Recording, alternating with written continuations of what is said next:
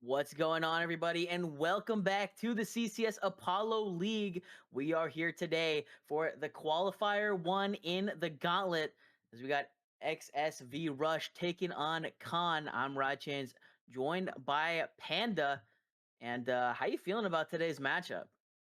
Um, I'm feeling like maybe people were right about the Group B being worse. I mean, TMG just beat Skyloft, and New Origins didn't even want to play against Con. Like they just gave up. So if Rush doesn't win this one, I got a lot of bad words to say to a lot of people, unfortunately. Yeah, and yesterday we saw you guys play on the stream against Khan. You were able to win 2-0. I'm interested to see, how Khan bounces back in this game. Now we're playing a best of 3 because like you mentioned, New Origin's not interested in the preliminary game to get here. So Khan made it here off of a forfeit. And we'll see. We'll see how they're feeling today. I mean, hopefully get a better performance out of them than last week or than yesterday for their sake. Yeah, if they want to beat Rush, I would say Rush is weaker than us, pretty much so, but they'll have to play better than they played yesterday for sure. Absolutely. And on the other side of the bracket, you mentioned True Minded Gaming taking down Skyloft Spire.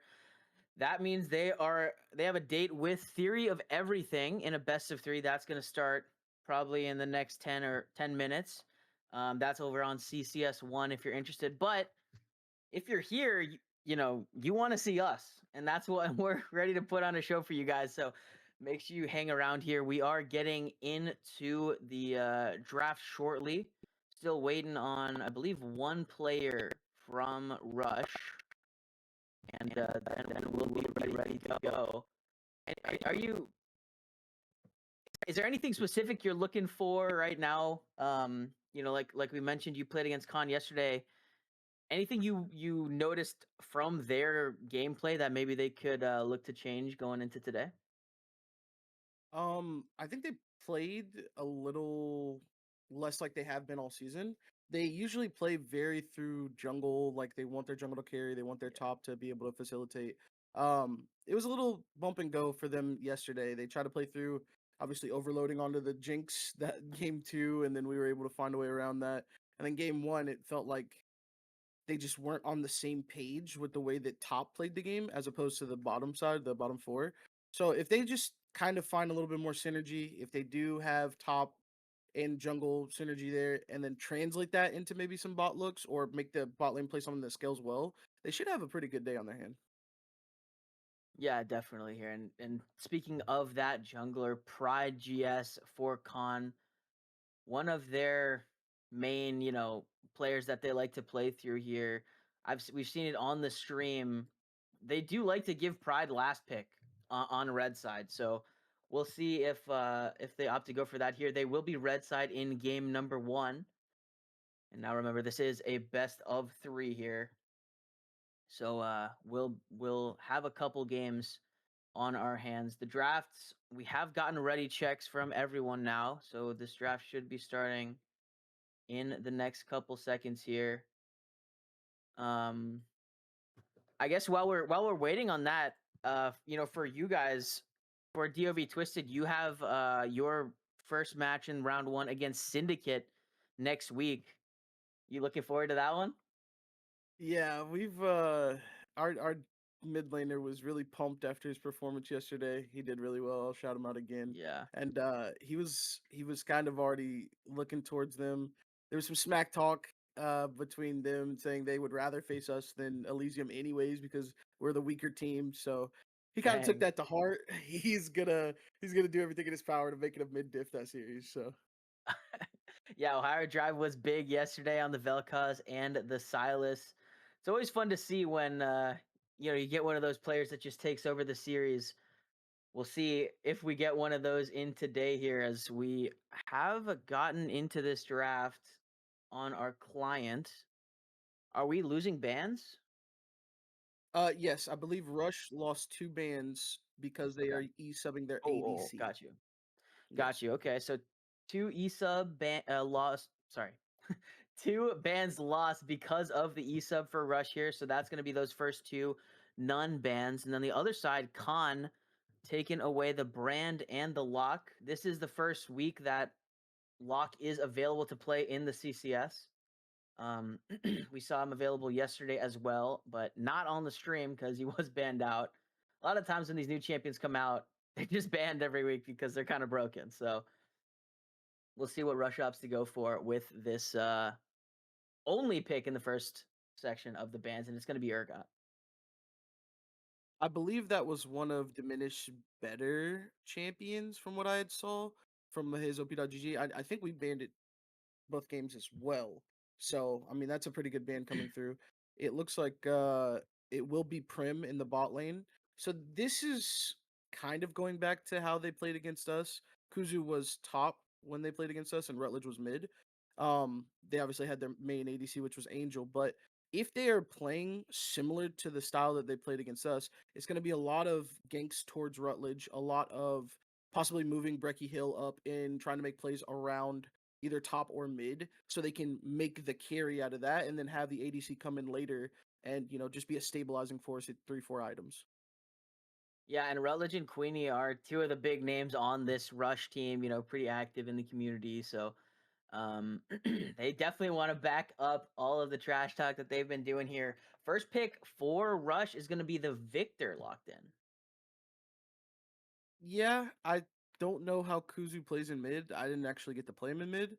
It does seem like just a really good standard first pick. Victor's pretty strong in the meta, so a good way to set up a basis for how you want to play the game. And it looks like Yeah, Ziggs is going to be the answer, possibly ADC. we saw Killen play this yesterday on the stream. Not to too much success. Um, but I got, could still be mid. We're not so sure yet. Akali is the hover at the, for now and will be locked in. So one of those solo laners is going to be piloting that champion in this game.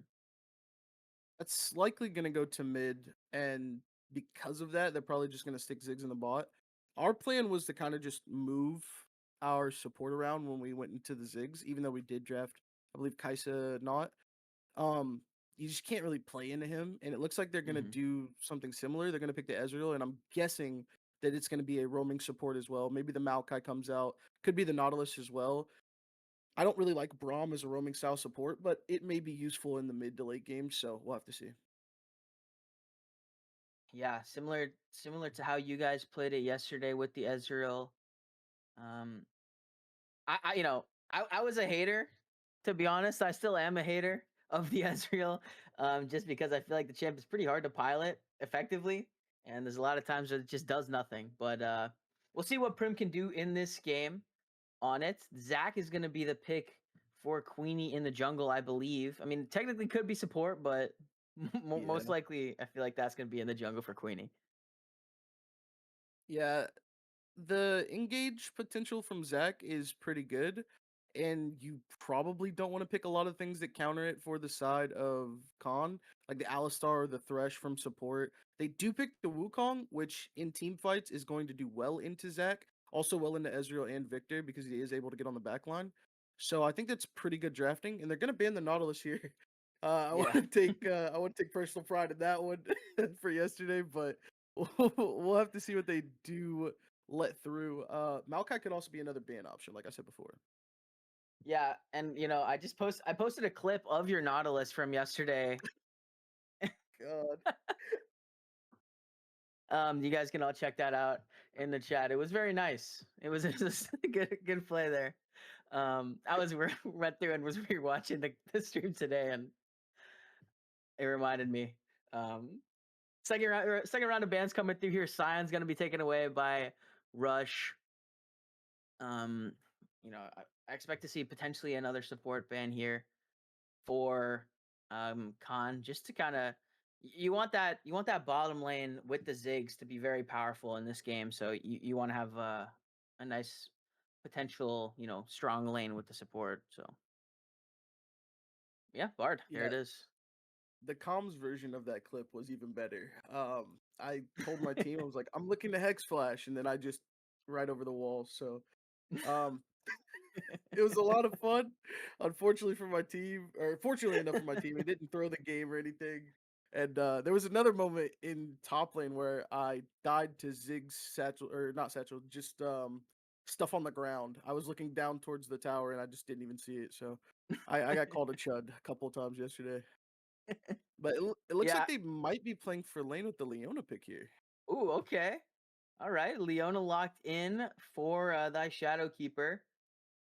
Someone, a support who does like to be aggressive. Gonna be piloting that Leona here. And one thing I'm seeing, that Leona pick is going to add a lot of CC to this con squad, especially with the Wukong Cyclone on board as well. So what we believe to be last pick top going to be coming in for them in the next couple picks. But how does Rush respond? It's going to be the Braum. Yeah, not exactly what I wanted to see. It's good now that they have drafted the Leona. You get to stop Leona engage, you get to stop Wukong engage, Akali as well. But that doesn't really stop the Ziggs or additional damage that could come over the top. And by the looks of it, this could be a really, really strong Malphite game for the side of Khan. If this isn't like a positional lock in that just takes Malphite out of the game, like a Silas, or I don't know how Volibear matchup goes into Malphite, but it is decent enough to where if you just want a full send on the dive, Malphite over the top and then Zigzult on top of him, kind of gnarly. Yeah, I'm looking right now at the Volibear versus Malphite matchup. It says Volibear is a 51.8% win rate, so not Okay. too Then bad, I but yeah, but but still technically favored. I probably wouldn't pick the Malphite then. You have other Oh, options. okay, They all right, all almost right. did. Okay, the They Ornn almost locked did. in. I was about to be hyped if they just snap picked it, but Ornn is gonna be the lock in here for Khan to round it out. And we saw Ornn yesterday as well, piloted by you guys, right? And I feel Yeah. like this is just such a strong top lane champion all around and competitive. It is. It loses a little bit of value here, into Braum just because he can block the Ornhorn. Volibear also doesn't really care for it, but it is another thing that can stop the Zac. If he's coming through and you do land that second proc of Ornn, he'll just stop midair. He like pops out of his jump animation. So Mhm. they have ways to get on top of XSV. And if XSV doesn't play properly, respect the engage that they could possibly be going against, and then the Braum doesn't position well, it could be just constantly having Leona, Ornn, and Wukong jump on your backline with a Kali to follow. Yeah, the team compositions here looking pretty good so far. Seems like there's going to be we got a lot of team fighting going on in this game, especially as we move into the later stages here. We are going to get into this client pick and bans shortly. Hold on, I wasn't prepared. I have to hold on. I got to get my my read in, but I wasn't ready. Uh, okay, here it is. All right, we are we are continuing our CCS survival replays with you guys. We got some tech that allows us to watch and download replays even after client patches. All we need from you is to upload all the raw files of your match to Apollo Replays. Be sure to include all game replays and team sides per game. Main goal is to have your matches on the CCS YouTube, so we have the access and potential to watch all CCS matches week over week instead of just streamed matches. And maybe they'll even be casted. Think your game's a banger? Upload to Apollo Replays in the Discord now. We're going to throw it to a short break for this competitive integrity spectator delay, but we'll be on the rift shortly for game number 1 between XSV Rush and Khan. Don't go anywhere.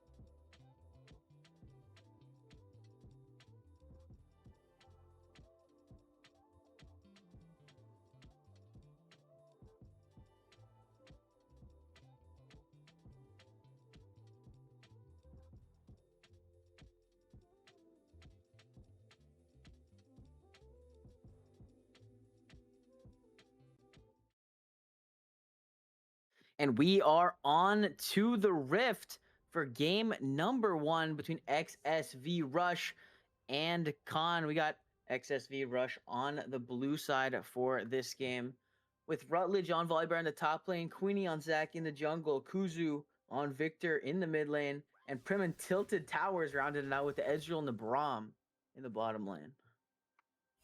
Yeah, I didn't know he changed his name, but I think I know the reason that it's like that. So interesting. I'm pretty sure he got banned on his other account. Oh, Yeah, big dummy head. It's just how it be. But anyways, we do see him here. Yeah, it's a little 3-day vacation. We see him here. Pretty easy stuff across the board as far as summoner spells and some of the runes chosen here. The only one that I think is a little weird is we have lethal tempo Volibear top, so he's expecting to actually scrap in a lot of these fights. well, yeah, and I think Rutledge, one of those champions that wants to play and establish dominance in the top lane. You mentioned was playing mid a little bit earlier in the season, so opted to go into the top lane now. Wants to bring some of that carry energy up there, ready to scrap with the lethal tempo. But early level 2 for Diminish is just going to be small little trades going back and forth here. And in this bottom lane, early level 2 for XSV as well here will give them a little bit of tempo and priority. Yeah, and this is kind of what I was wondering, is if they're going to kind of keep Braum locked in this lane, or if they're just going to constantly be moving him and Queenie up, as we do see a nice little trade come through here from the side of Rutledge. Queenie's already pathing up. Does look like there might be an invade here as well, but she wants to play for Rutledge on this top side. They want to put a lot of eggs in this basket. Ooh, okay, a little bit of invade into this top lane. Here is Pride looking to take away these wolves. Going to be caught in the 1v2 for the time being as the gravity field comes down. We'll see as Hoshi is now in the area. Kuzu has to flash over the wall and burn the barrier. And now Queenie is in trouble. Rutledge is here to try and keep their jungler safe as Pride is taken pretty low, flashing away. But the first blood comes over to Hoshi as now Pride getting flashed forward on Rutledge is going to find the return kill. But can they find Hoshi? Diminish is in the area as well as Hoshi goes forward, finds the knockups onto 2. Rutledge is in trouble and will get bonked and go down 2 for 1 in favor of Khan. Yeah, that is probably worst case scenario. I mean, I guess you get a kill on Rutledge, but you blow flash and additional summoner spell off both mid and top. Unfortunately enough, the Ornn did walk down, so he lost a little bit of farm, but he still has the lead, and he has a TP advantage. So he's going to be very, very happy in this spot. And we banned Akali yesterday. I don't think this would have went like this versus us, but losing 2 bans has already made an impact as they're not able to ban the Akali and whatever else they were going to ban for game 1. Yeah, opted to spend that first round ban on the Urgot, so limiting out on Diminish's champ pool there. We are approaching the 4-minute mark here. First dragon of the game is going to be the Ocean. But a little 600 gold lead now for Khan so far in this game. And for the time being, taking a look at the CS leads here in the bottom lane, Prim has about a wave advantage over Killen right now. But nothing too crazy to worry about right at the moment if you're Khan. Yeah, you still have the gold lead now. You're going to be able to play for your top side a little bit more. Ornn, not the best gold user. He's still good at getting items. The elevation in his level is going to be the big part, because once he gets those Ornn items online, your Kali gets stronger, your Wukong gets stronger, even the Ziggs is going to be able to one-shot pop half the roster of XSVR, as we do see another trade here in the top lane.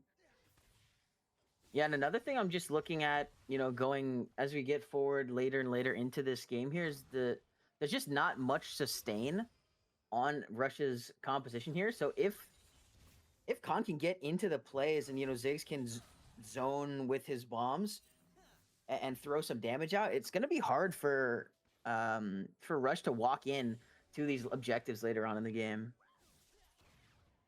Yeah, they'll need to establish a lot of vision and basically have their Braum Volibear trying to play that front line as much as they can, make themselves look even bigger, because Queenie wants to go in to the Mhm. back line here, or possibly just play forward with Volibear. And they're not gonna have a good time doing that if they're counteracting a Leona Wukong, a Kali dive onto the Ezreal Victor.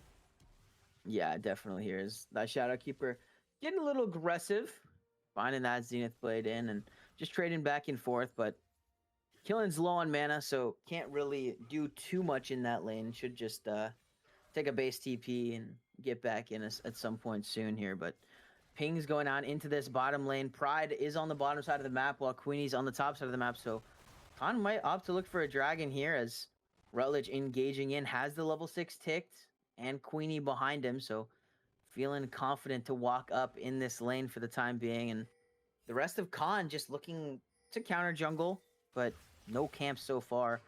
As Hoshi looking for the plays here. That Shadowkeeper coming over the wall with the flash in, and Hoshi finds the kill onto Kuzu. With that, you have to think Khan's going to look towards this dragon.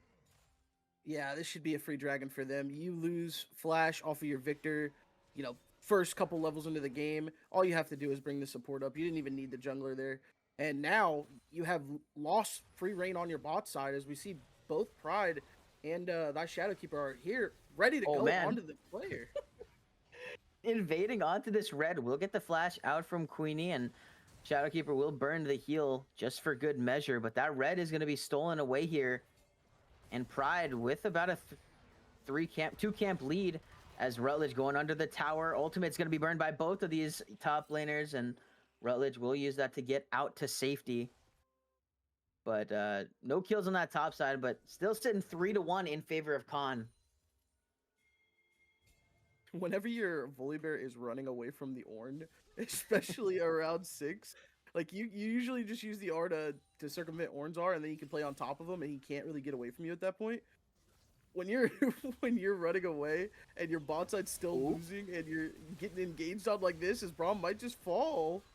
Tilted Towers and Prim in trouble here. Is going to have to burn the flashes to get away. Cyclone's going to hit onto both, as now Prim dealing a lot of damage back onto Pride here. Pride has to flash to safety as Killen and thy Shadowkeeper are now getting aggressed on, as thy Shadowkeeper taking pretty low with the damage. Prim is going to find a return kill there and show a little bit of life for this bottom lane of Rush. My goodness. I'm not sure exactly how they turned that. It looked like Pride just overstayed. But it might be Ezra overstaying this time around if he does take some damage. Doesn't have the ultimate. That's Killen. And will force Prim to back out of here. Still no dragon taken, which I'm surprised about. It seems like the teams are just more interested in fighting. That's okay. That makes it more entertaining for us. But yeah, and it is actually Rush swinging back with a gold lead now. I'm not sure exactly how that transpired. There is a pretty big CS gap in the bot lane, so that's probably where a majority of it's coming from. But top if we see the supports move out onto the map, top as well. If we see the supports move onto the map and kind of negate the top lead, and then eventually, everyone move down and try to do anything to this Ezreal that they can do. Ezreal and Ziggs both pretty good at escaping ganks because of their movement and just ability to farm forever away. It might just be that Khan's able to turn this around, but Rutledge is being super, super aggressive here again. Yeah, just knowing that Queenie's up in that top side, taking the grubs, will secure all 3 of them there. Both of these junglers in that top side as well. And the early neutral objective going over to XSV Rush for the time being. Both of these supports have now decided they wanted to roam a little bit here, hovering around this mid lane for the last couple of, minute or two. But nothing there, so we're heading back bot. Yeah, and I think that was always the play. When you pick these, I would say ADCs, but, Ziggs is an APC, you kind of just want to get out on the map. Unfortunately, for the side of XSVR, it has been Khan winning in the 2v2, 3v3 that is the jungle support mid area, as they do look to go again. Hoshi aggressing forward here, has Pride in the area to back him up. But going to be able to just get out here. Not ideal to have your mid laner chunked out right now in this situation, but no teleport no teleport available for Hoshi. Opted for the ignite instead, and honestly, it's still feeling pretty good sitting at 2-0 with that Hextech Gunblade completed. Yeah, completed first item is massive here. They should look to go on the Drake soon. Doesn't look like that Shadowkeeper Oh, needs to back. He does have the Swifties as well. His relic is getting relatively low. I don't think they're and it gonna looks like Rush is tighten on it the down dragon too right now. hard. As top laner's still scrapping here. Pings are all over the dragon. But Rush is in there, and man, look at that. They're still going in this top lane. 1,000 HP on the dragon going in. Going to be secured by Queenie, but let's see the fight ensuing afterwards. Cells will divide, and this should just be a dead Zac, but it's a 1 for the dragon. Unless Pride wants more. Going over the wall. Will force that arcane shift out, but Rutledge and Diminish still battling it out over here. Ornhorn is sounded. Will force the flash and the Stormbringer out of Rutledge, but it's still Diminish kind of getting the better of these 1v1s so far. Yeah, he really has. Unfortunately for him, it's a full completed D&D onto the Volibear now. So if he doesn't get some MR, some actual MR soon, it might just be Rutledge winning out a lot of these fights. His Pride is down here in the bot lane. They do land a lot of CC onto. Here I we think it's go, just gonna be Solar a dead Flare. Braum. Yeah, my Tilted goodness. Towers goes down. And that's just another kill for this bottom lane here. Killing, getting on the board with that one. I didn't think they had the CC to kill Braum there under tower, but Yeah. goodness, that's what their comp does really well. They do pick one guy, and especially when they have a Kali in the mid to late game, that guy's probably just gonna die.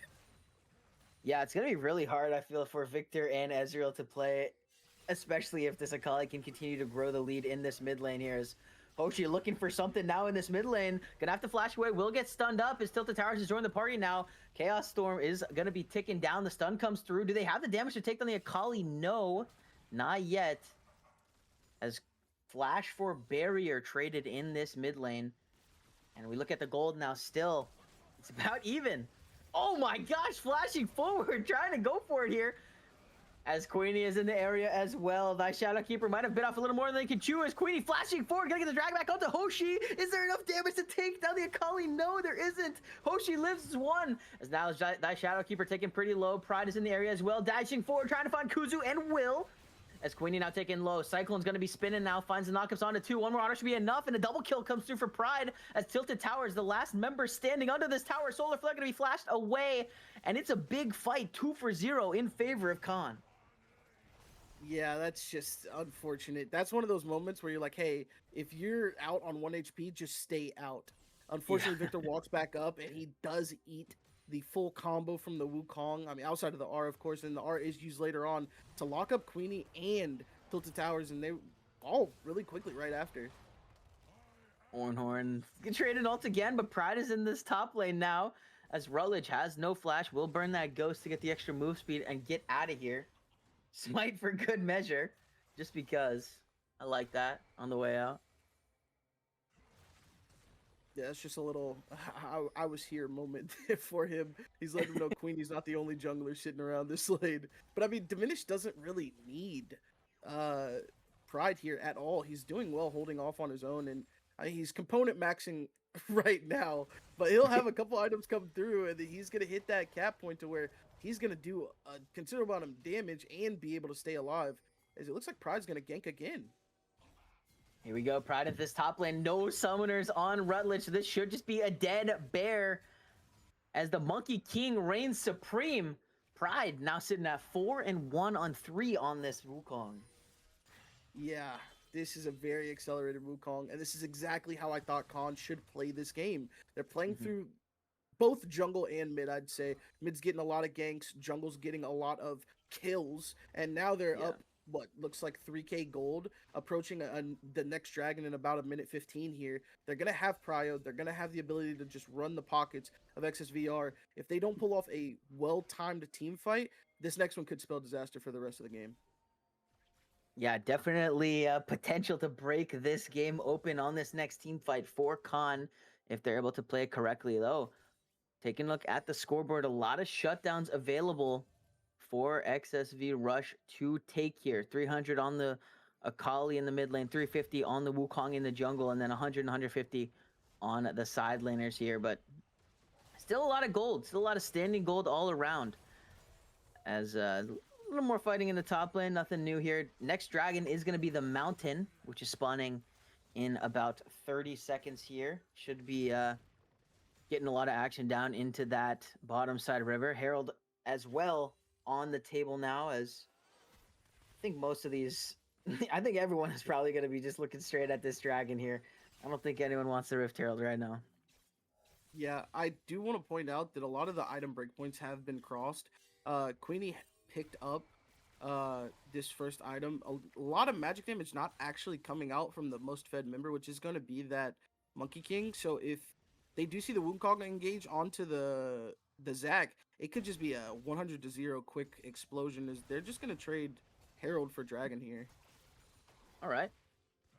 Objectives traded off here as Queenie going to start up on that Rift Herald. Khan opting to take the dragon for themselves here. They will be able to tie up that dragon count.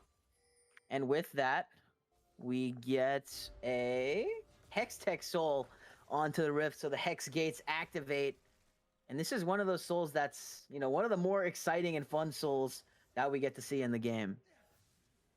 Yeah, Hex Gates completely warp the Rift. You get to play much faster. You get to play a little bit more devious when it comes to how they set up vision control and where you want to play. Looks like Prem's going to get jumped here, though.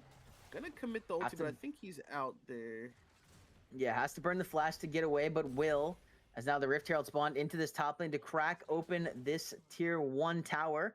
Pride and Thy Shadowkeeper are here to rotate, but numbers advantage at the time being for Rush as Queenie's going in. Gonna find the knockup onto 2 here as the Ornhorn is sounded. Can't find anything on the back end, though, as this could be in trouble now. Thy Shadowkeeper is certainly gonna go down. Prim will find the last hit there. The 1 and the tower for 0 here in the Rift Herald. Looking to get more. Yeah, great tempo play out of XSVR. They were able to take the Herald, actually get a decent amount of value out of it, and then they turned that into additional kill and more tower plates.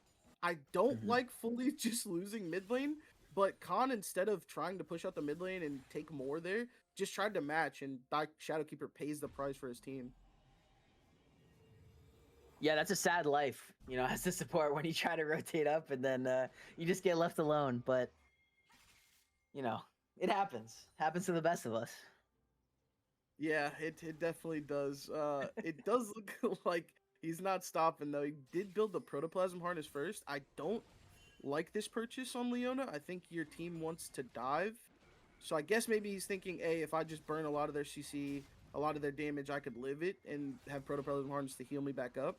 But I feel like Locket's just infinitely better if you're trying to be a dive partner with the Akali, with the Wukong. And possibly even Knight's Vow just to put that on your Wukong to amplify him even more.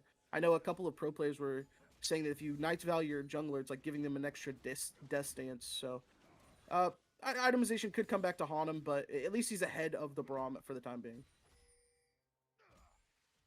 2.5 minutes on this next dragon here, so I assume for the time being things should calm down until that objective spawns here.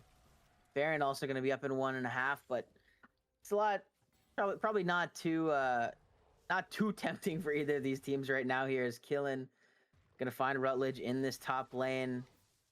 Definitely don't want to get caught right now, especially when you have those shutdowns available. But also another thing about that play earlier is that Shadowkeeper the only one on the team without a shutdown. So if you're gonna give someone up, might as well be that one. Yeah, support's value is most of the time the least anyway. So it's like, hey, you're nice enough to die for everyone, right? And he's like, yeah, I'll build my Protoplasm. I won't die next time, maybe. So yeah, I got you guys. All right, fine. They are gonna look onto the Braum here. Nice E in from Leona. Okay. Now it's a team fight.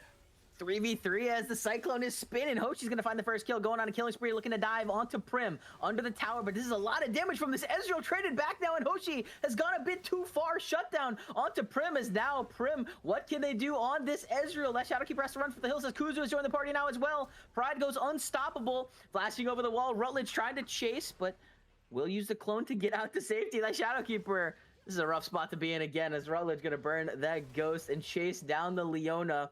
The bite comes through, and that is a full volley bear, picking up another kill there. Ooh, a little bit of a miss time on the satchel in this bottom lane for Killen. Means that tower will not go down just yet.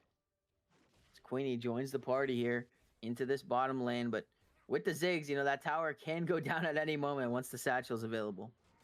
There it is. Yeah, you should just take it here. That's what I was thinking.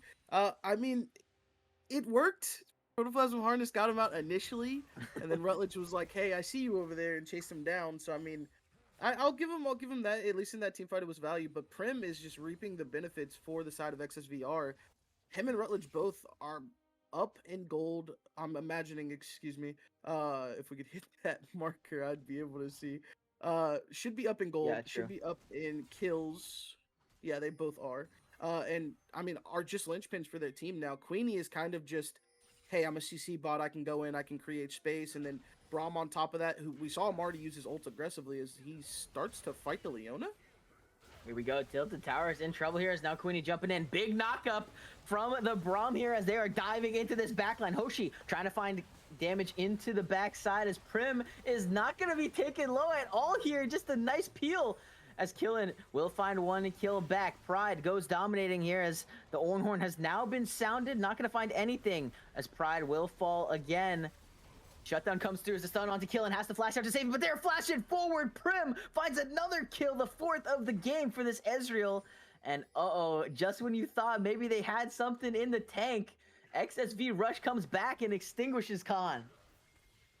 I've never seen a more fantastical Braum lineup if you're playing a defensive Braum into a full dive team. We walk dead at the Braum, and he's like, yeah, I'm okay with this. I'll back off a little bit. He sees 4 people line up in a straight line, and he's like, best R I've ever seen in my life. And then Queenie engages over the top. It's just a fantastical moment for XSVR.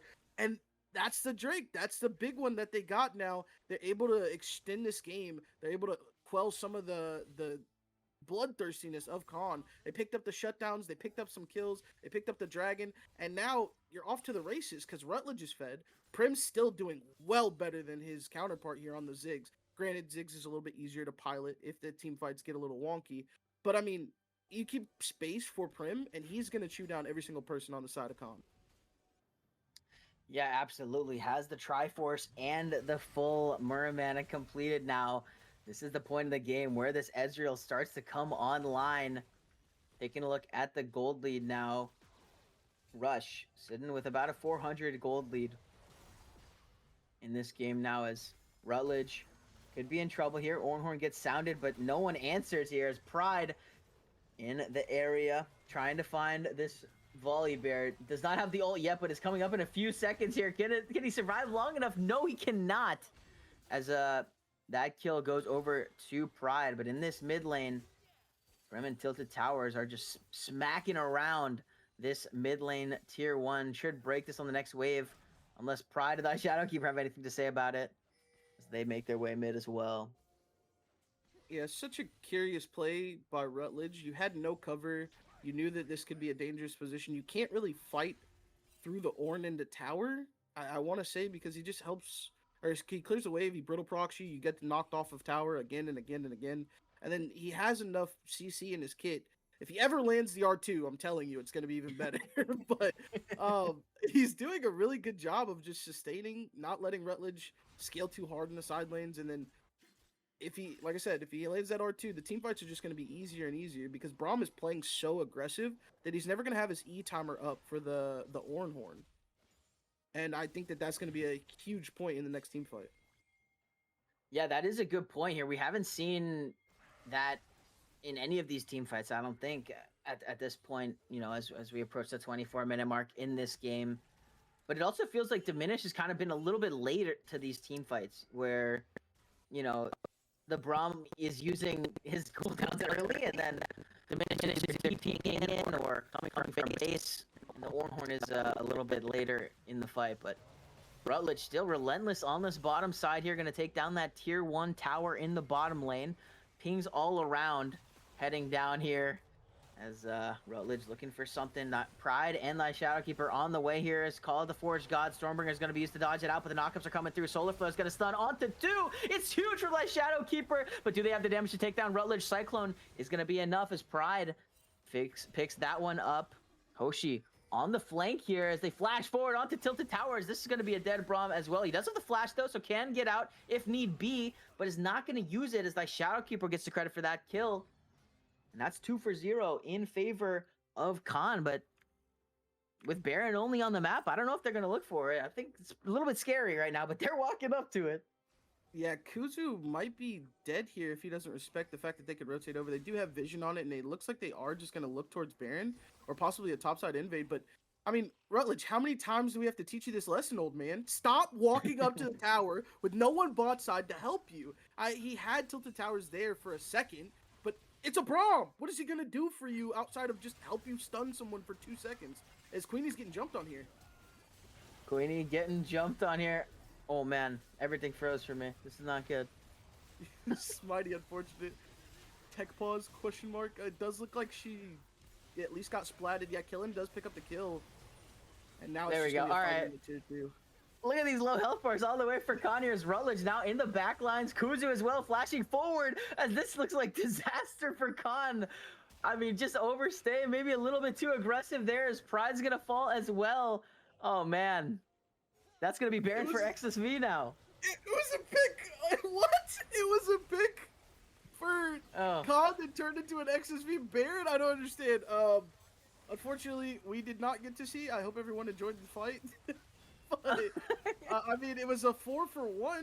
I thought Queenie was just dead to rights and didn't really have any reason to approach. You were still down Rutledge. You were still down Tilted Towers, but they figured that they could fight it. Queenie had passive, and I guess that was enough time for them to play the fight out with Prim, who is sitting on 3 items now, 6, 1, and 3, and has a Baron in his back pocket. This should be a very strong push that they're going to make here.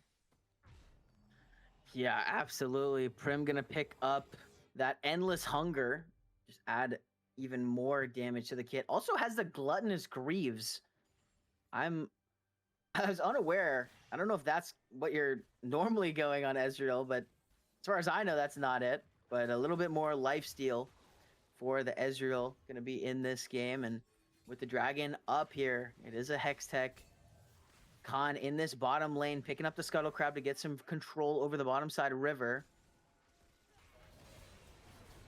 As Pride looking for it here, gonna find the knockups on it too. The Ornhorn is sounded. Prim is over the wall, out of the fight for the time being, but the damage is huge still. The True Shot Barrage deals damage to everyone, and Hoshi goes down. Pride goes down as well, as now Prim back over the wall, looking for the damage. Diminish falls as well. That's 4 down for Khan, as Killen, the last member standing, 4-for-0 in favor of XSV Rush. I know the kill score is 16-16. It's fake, okay? This is by far the best game that I've seen Rush play, at least in the terms of how they're playing the map, how they actually are piloting their champions. And Prim is a huge reason for it. He's just been electric on this Ezreal, repositioning with both his E and his flash, gets away from the Wukong, turns the fight from over the wall. That R was massive on the 3 people. I want to say it was a collective 1500 HP damage just on the R alone. And then he ramps up lethal tempo, jumps the wall, and forces Killen to just have to leave the fight. And without that, they already killed Akali. They have no damage to play that out. So both Pride and Thy Shadowkeep just fall. And now it looks like they're just going to siege with the Baron, as we do see possible kill here. Wizard is in trouble, gonna go golden to try and buy some time, as Pride does not yet have the Cyclone. There it is, comes up right now. One more auto should be enough to take him down, and the shutdown goes over to Pride as Rutledge on the backside in the 1v3. Gonna prop the Stormbringer, will get a kill back here as Hoshi on the other side of the fight will find Prim. That's a big shutdown for the Akali. Rutledge still alive here, but not for long, as will fall. Queenie in the middle of 3 as well. Actually, just 2, as that was a Wukong clone. Queenie will fall, and Tilted Towers now is dead. Oh my gosh, I mean, this is just back and forth. We're just playing catch. Yeah, well-timed Caster Curse, question mark. They threw it really hard. Good look on Pride. Was able to jump the wall, find the kill onto Kuzu, or at least chunk out, force him to stopwatch, and then kind of sectioned the fight off to where they were in an advantageous dive onto the squishies with him and Hoshi. And on the backside, Rutledge is fighting a 1v3. He does manage to get a kill, but it's not going to be worth in the overall, because you lose Baron, you lose everyone. It ended up being a complete ace, and now you're on the back foot again. I want to say they're on the back foot again, but this is, like you said, been such a back and forth game that everyone's on the back foot. They're just leaning. They're playing Rock'em Sock'em right now. And even after getting 5-for-1, XSV Rush still up 3,000 gold, so not enough to swing the tides back in terms of the gold, but definitely a momentum swing going back over to Khan here. Both of these neutral objectives spawning in a little over 2 minutes. That's going to probably be that next play, but Rush right now sitting at a Hextech Soul point.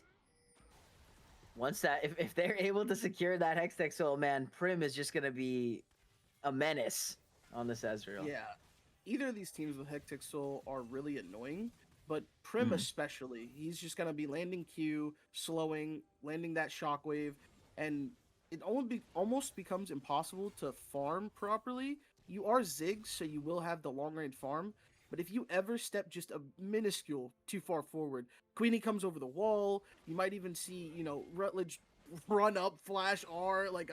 This guy's been playing kind of disrespectfully the whole game. Not even kind of. He's just been running people down, even when it's detrimental to his team at points. So, can definitely expect something like that to happen. I also want to point out, I don't think that this is the right amount of damage to kill Rutledge off if they ever do get into that 2v3 again, because Killen just doesn't have it. It's so much healing and so much magic resist from the Volibear naturally, and from what he has is probably the Jack of all trades build as well. So I think that there needs to be some sort of other tank kill opportunity there, maybe out of the Wukong, turn the fight back if there's ever an overextension, that they can really play on to Rutledge. Taking a look at the Orin items coming through here. Sundered Sky for Wukong, Shadow Flame for Hoshi, and then also the Protoplasm Harness that we were talking about on thy Shadowkeeper. Killen, the last member standing. It's in the wings. I think they're just waiting till probably till he picks up the Rabadons that looks like he might be building at the moment. Saw yesterday. That would be. Saw yesterday how much that could be. Ooh. All right, Pride on the bot side of the map has to go down. Has to burn the flash and the cyclone there. A little bit dubious from him, but gets out nonetheless. Still about a 3.5k gold lead. Dragon spawning in 30 seconds. Reminder that that is the potential Hextech Soul for XSV Rush. Pushing mid lane right now, 4 members strong. You should have Wukong ult back up. He does pick up the GA as well. So you have avenues into the game, and he is behind. I don't think this is an actual flank angle here, as it looks like Khan is trying to reset out and get back onto the map. But he's trying to play outside of this vision with Leona now walking forward. If you're not careful, though, you're just going to be a monkey in the back line while they go onto your squishy targets here. Yep, as the TP coming in now, Dragon has been started up by Rush. Pride is in the area, but the Dragon is going down really fast. 4,000 HP as Pride is going to get aggressed on, looking to go into the pit now as here we go. Dragon, it gets stolen away as Pride makes the hero play, does it the GA to buy some time. But the Cyclone is going to be spinning just to delay the inevitable. And I think Khan is going to be happy with just taking away the Dragon, losing their jungler, but this could mean that Baron is on the table for XSV Rush. I feel like it was maybe an overexertion of what we used here on the side of XSVR. We used ulti from the Victor to kill a Wukong that was coming up inside of your cage. I don't know. A little bit much, and now they might have to be careful here because it could be just a turn angle for Khan. Here we go as they're looking for it here. Rutledge gonna flash forward into the back lines. Hoshi is in trouble. Gonna get put in the bounce house. As sitting in the shroud right now. Perfect execution is gonna use to get some space away, but they continue forward. Thy Shadowkeeper is gonna fall as Prim EA forward, looking for more damage, but so far it's just gonna be a 2-for-0 in favor of XSV Rush. I think they're gonna turn their sights back onto this Baron. Yeah, right now, until they take this Baron, or if they do not take the Baron, it's just a sacrificial lamb play from both Thy Shadowkeeper and Pride, which you got the Dragon, so it's kind of winning. Or at least, livable, as the Baron's getting about half, and they're going to re-engage here.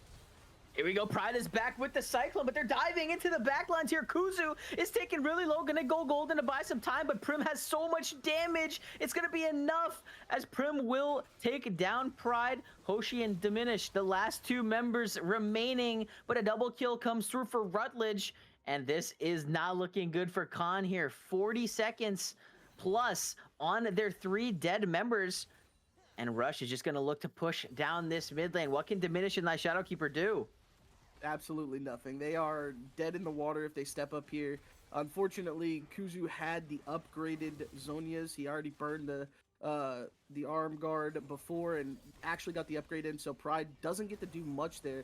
Both of these towers should fall and this should just be game, but there's one last effort here.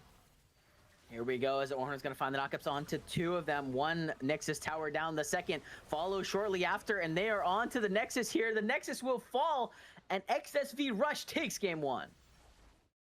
That's I don't know how to.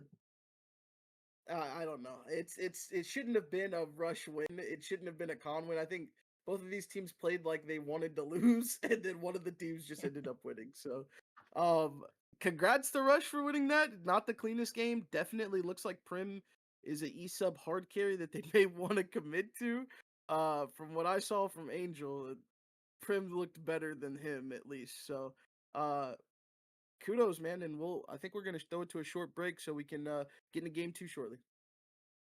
Yeah, we're going to take a quick break, but we will be back for the pick and the ban for game number 2. Can Rush take it in 2-0, or will Khan force a game 3? We'll be right back.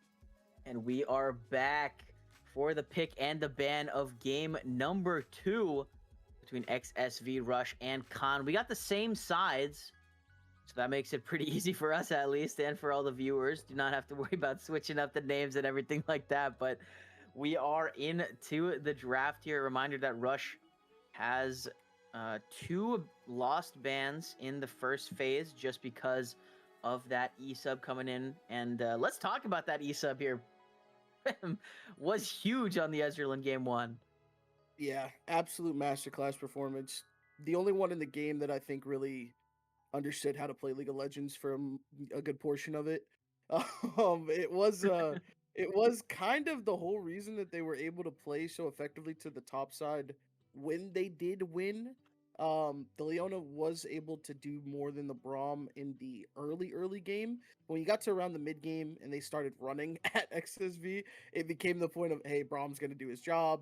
Ezreal now gets the free hit. He scaled up, and then the game just kind of turned from there. Lot of throws we saw, but overall it was Rush being able to pull it out after Khan, ran it Baron 4 times in a row. But we see pretty much same bans from last time. The Urgot will be taken away again, so maybe they weren't too worried about the Ornn. Yeah, same exact bans. Or wait, sorry. No, it was a Brand instead of a Mel. Okay. And we also got J4 instead of Hui from Khan, but similar bans here at least. And whoa, Rush is going to first pick the Ivern. I think this is a Queenie special. Also, I also think I had the wrong link for game 1. That's why I thought it was the other way around. But listen, yeah, we got listen. It's all good. Yeah, Queenie special. Yeah. And Queenie man, special Khan and Seraphine counter. This could be ADC or APC if they want to keep killing in that same range he was on the Ziggs. But we'll have to see what they answer with. Probably jungle going here, and then from there the Seraphine can be flexed out. Yeah, Seraphine, another champion that, like you mentioned, can go in the carry role or the support role. Just does a lot of damage. Okay, well, with the Ashe locked in here, it looks like that's going to be confirmed in the support role. I don't know if the bot lane of Rush is going to play anything too aggressive or if they just kind of want to lean out. You do have Braum gone, so that's a lot of the protection that you can get against Ashe Seraphine kind of out of here. If they want to play through Prim, which I mean, I don't think they played through Prim last game, but he was the ultimate carry. If they want to play through Prim this game and have him carry, I would like to see something like aggressive. The Samira would be one of those. Okay. Samira locked in for Prim, and we mentioned at the top of the broadcast and also at the start of this champion select here, Prim is the E-sub. They're putting a lot of faith in this E-sub here, picking the Samira in game 2. Yeah, you just slam the Nautilus pairing here into Ashe Seraphine. You get all the prio, and this should just be a really easy pickup. Braum's gone, Leona's gone. You can't pick the Rel to counter it unless you pick the Rel yourself. So unless you pick the Rel, gonna go a little bit more hands on here. I think Nautilus would have been better for long range committal, but you have the Ivern, so the Rel pairs really well with him because if he ever lands the Q, you're just immediately on top of them. You break the shields of Seraphine's shielding. So I actually like that adaptation over the Nautilus. Yeah, the more you explain it, kind of the better it sounds when you think about the about the pick here. Rel and Samira, very strong bottom lane, like you mentioned, like to commit, want to just get active in the lane. And Ashe Seraphine also, a pretty strong combo that we've seen a couple times here on the stream. Lock in for the jungle is going to be Kha'Zix for Khan here. And, I personally like Kha'Zix as a champion, and it was the first skin that I ever bought in League. So, I like to see the Kha'Zix getting picked here.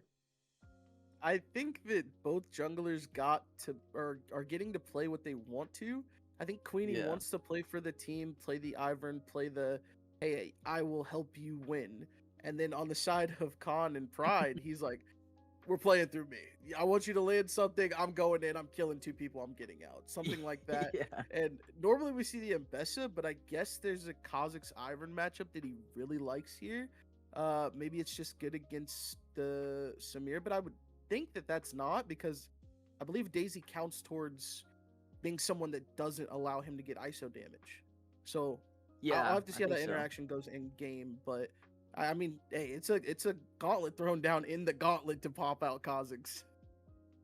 Yeah, I mean, hey, I respect it here, and we get to see something fun, and that's kind of the beauty of Fearless Draft is you get a lot of champions that you maybe don't see all the time, but are fun nonetheless. Here, second phase of bans coming through, Rise and the Hui targeting the mid lane for XSV Rush, and then uh, for themselves they're banning out the Malphite and whatever they come to in this next pick here, going to be the Cassante, which they also banned in game number 1. I think the Malphite ban is really good. If you ever have an Ashe Arrow land with Kha'Zix following up, Malphite's just an easy top laner. They didn't actually pick it on the counter last time, so I doubt they would have done it this time again. But I'm not sure what Diminish plays in top here. Seeing that we have now Syndra locked in, which is going to be good to keep people away. Yeah, a lot of pick potential on this con team right now. You know, you have the long range CC from Ashe, Seraphine, and Syndra. Kha'Zix able to jump in, jump out, get the assassinations in. So, um, gonna be interesting to see how if they're able to pull this off here. Whoa, okay, a Fizz locked in for Kuzu in the mid lane. Yeah, that's a normal Syndra counter at this elo range. I think it's doing pretty well in Diamond Plus 2. Um, but that's a definite for lane. Actually, never mind. There's Ashe, Seraphine, and Kha'Zix. Fizz goes stupid here. It's an absolute great pick. And then Mundo to round it out. So Ooh, yeah, it kind of looks like they're shifting the normal prio down from Rutledge, playing more to Kuzu and Prim here in this game too. And I think this comp is kind of nuts into what Kana has showing. There might be a top pick that just kind of shows it all together, but Rush has a really good look on the game right now. yeah, it's a pretty dirty composition here. And, you know, speaking of this Mundo, if you guys are also tuned into the other series going on right now, JP DeBoss just had a monster performance on the Mundo. So, you know, hopefully Rutledge can pull something off similar to that here. Khan going to opt for the Mordekaiser as the last pick in the top lane. How do you feel about that? I like it in essence that you want to get the ISO damage on the Kha'Zix. You want to try to single out somebody, burst them, and then play away. But your target choice really makes a difference. Mundo has spell shield, so it's already going to be hard to get him down. Rel can be the engage, but if you're taking a Rel away, your team now has to fight into Samira, Ivern, Fizz, and Mundo with no tank. And then Samira can kind of just bounce in and out away from you. And I don't think your team is necessarily winning if you take Samira and Fizz is still relatively fed, or Rel has a good engage, or Mundo's able to walk down multiple members. So we'll have to see where he prios his ult take. Whoa, And sorry.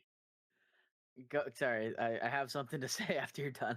I just okay, and where this Syndra ends up. okay. So they now have just called that Rutledge is playing mid. That's allowed. That's allowed by the rulebook. You can say it Wait, after are the they? draft. Were they lined up? Or you don't have to be lined up actually. Yeah, you can say after the draft. Top and mid can switch. I'm I gonna believe that's what Flay told us at the beginning of the season. Because we I'm were gonna worried about default that. to good honest rulebook allows you to swap. Okay, Yeah, that's that's what I what thought. Chelsea says. So. Yeah, good honest rulebook allows you to swap. I believe that your starting 5 has to be in the lobby, and you're not allowed to like just randomly put in one of your subs after the draft is done. But you can move anyone anywhere. That was what we said at the captain's meeting at the beginning of the season. So Oh, yeah, all that's right. allowed. It's a good workaround by them because now it's Rutledge in the mid lane. That Shadowkeeper just dropped the post draft teams must line up in roll quest order. Teams cannot swap quests after draft and must have all 5 selected. Yeah, but that's after draft. It's still allowed. It's post draft. You must line up in the correct order. Draft just Yeah. finished, so Post draft. yeah, so it's Yeah. it's legal. Yeah. Yeah, that All is right. that's one for the ages there. They pulled the old Kuzu Rutledge swap, and now I guess they are still playing the mid bot because Rutledge is gonna be on the Fizz here. Uh Man, that's a rug pull for the side of Con though. Yeah, and we get a little Rutledge Fizz action. So that'll be interesting to see how he pulls that one off here. We are gonna get into this pick and ban shortly here into the client, but I think we're gonna take a quick break as we get into this spectator delay. So we'll be back onto there shortly for game number 2 to see if XSV Rush can take it or if Khan will force a game 3. So we'll be right back.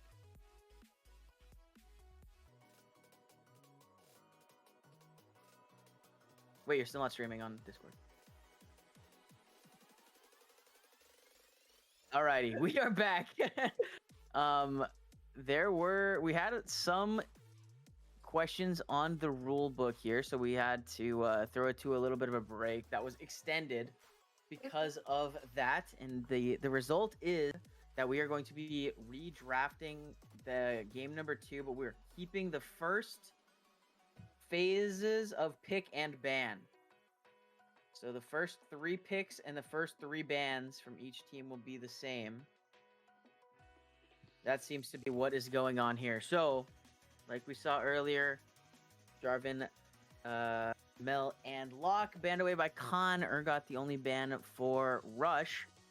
Then we're going to get Ivern, Seraphine, Ashe, and then Rush's bot lane will be the Samira Rel. And then the jungler for Khan will be Kha'Zix. But after that, we're fresh. we're back to new here. So we'll see what happens. Yeah. Regardless of what anybody says or thinks, the change to the redraft came in, so this is what they're going to be working with.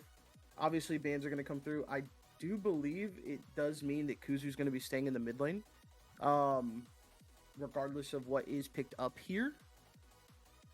So I don't think we're actually going to see a Fizz ban. I think it's still going to be the same bans, roughly from what we saw last time around. And then from there, we'll move into possibly the new picks. Yes. So that sounds good here. It looks like we're getting clarification here about ordering. So pre-draft 5 players must be in lobby. Those must be the ones playing, and they can be in any order pre-draft. But after the draft, teams must line up in role quest order. Swaps and champs selected are prohibited after 30 seconds. Yes, so I, again, don't understand how this is the issue. Maybe they mean that maybe they swapped post-draft and then sent him, but I don't... Whatever. Regardless of how it was meant or interpreted, this is where we're at now. It does look like we're going to get Alawi and Kassadin, so... Ooh, okay, switching it up. Yeah, Syndra is going to be still the pick here. I like Kassadin into it, but this might be less of playing towards that mid lane, as Kassadin is going to be heavy scaling, and more of just putting all our eggs in the bot top basket, which makes Queenie's job on the Ivern much more difficult, because you have to now, pilot multiple sides of the map. But Ivern is one of those champs that doesn't really care about, too much farm, build support items, or have to worry about clearing camps, because you just have the passive that allows you to take camps immediately and smite them away, whatever that case may be. So we still have really good looks here. Mordekaiser ban did come out this time around, so the Cassante was actually let through, and we will see Cassante versus Alawi in the top lane. Yeah, and Cassante was a champion that had been banned in the previous 2 series, or I guess the previous 2 drafts. Diminish is gonna be happy to get onto the Cassante for this game. Syndra, same mid lane pick locked in for Khan. So the only change for them, like you mentioned, is that top lane. But the Alawi and the Kassadin, 2 new solo laners for XSV Rush.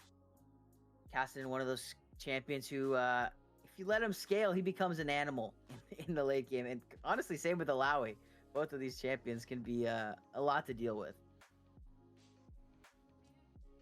Yeah, I think Syndra is a little bit better, obviously, because when you're playing in a Fizz, you're just on the back foot constantly. But now you really only have to worry about the 2 different forms of engage that come from both the Ivern and the Rel.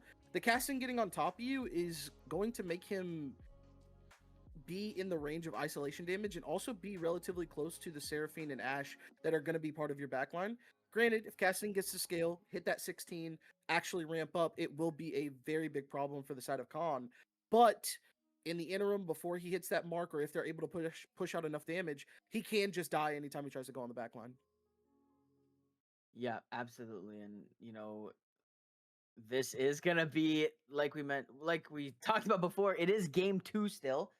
Rush currently sitting at 1-0 in the series, so able, they have the potential to, if they win this game, close out the gauntlet and solidify their spot in the lower bracket of the playoffs. And they would be the winner of this series will be playing. One moment. They will be playing Final Boss Zenith in the lower bracket playoff. So a lot at stake in this game here. We still got a lot of League of Legends to go. We're gonna throw it into another break just because we got to get through the competitive integrity spectator delay once again. But we'll be on the rift shortly with hopefully no more issues. So bear with us, guys. We'll be right back.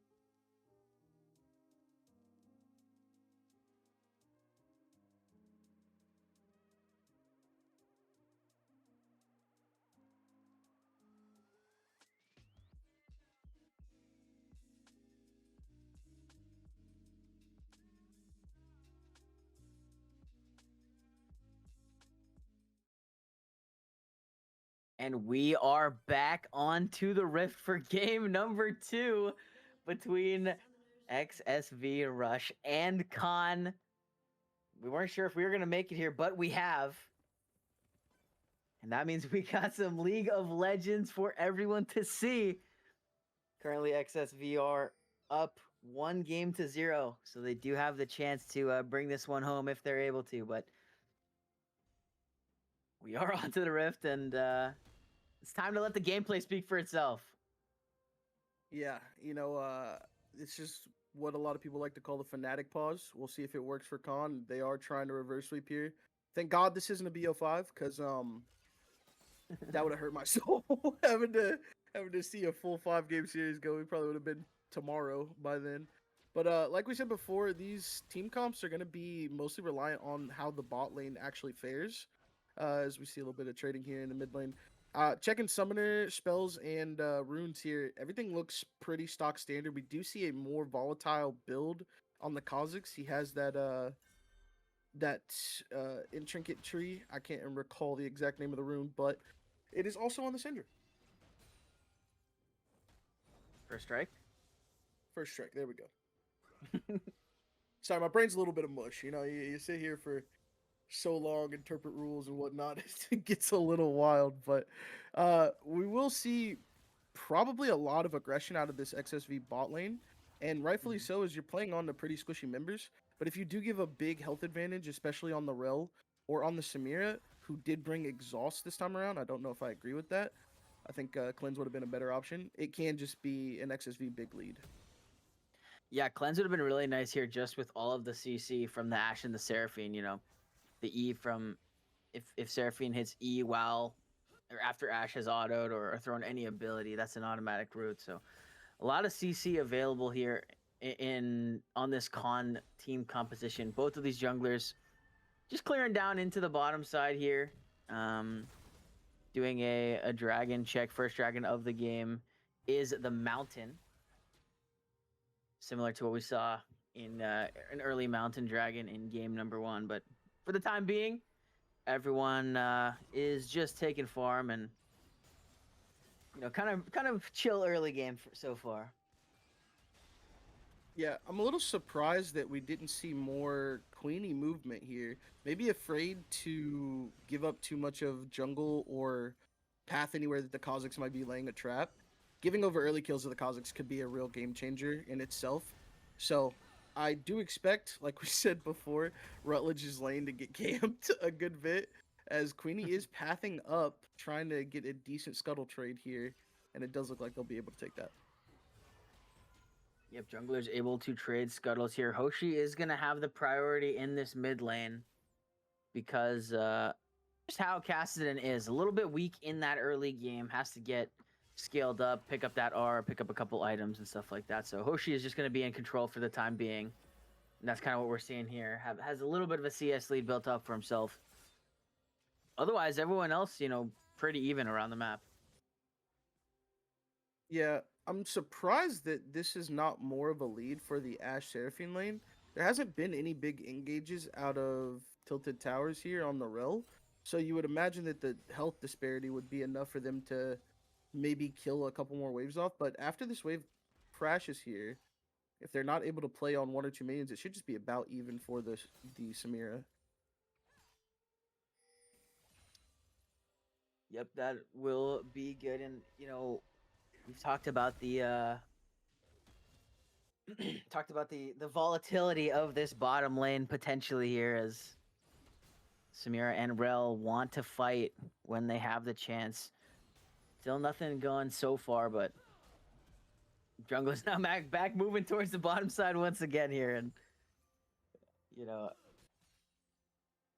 hopefully we get some action coming in soon. I guess taking a look at the team compositions here, is there a specific composition you like favored if the game goes on like later? If it's just dead even like this, I would favor the side of XSVR. The Kassadin scales really well, and we'll be able to one-shot pretty much everybody but the Cassante on the side of Khan. And your Samira, while I think that she needs early game kills to really accelerate, I feel like with the way she's able to dodge abilities and possibly even just take the Syndra out of the game with the wind wall, it could just be a point where she gets so massive she just insta kills anybody who looks at her, and she is able to get in range of.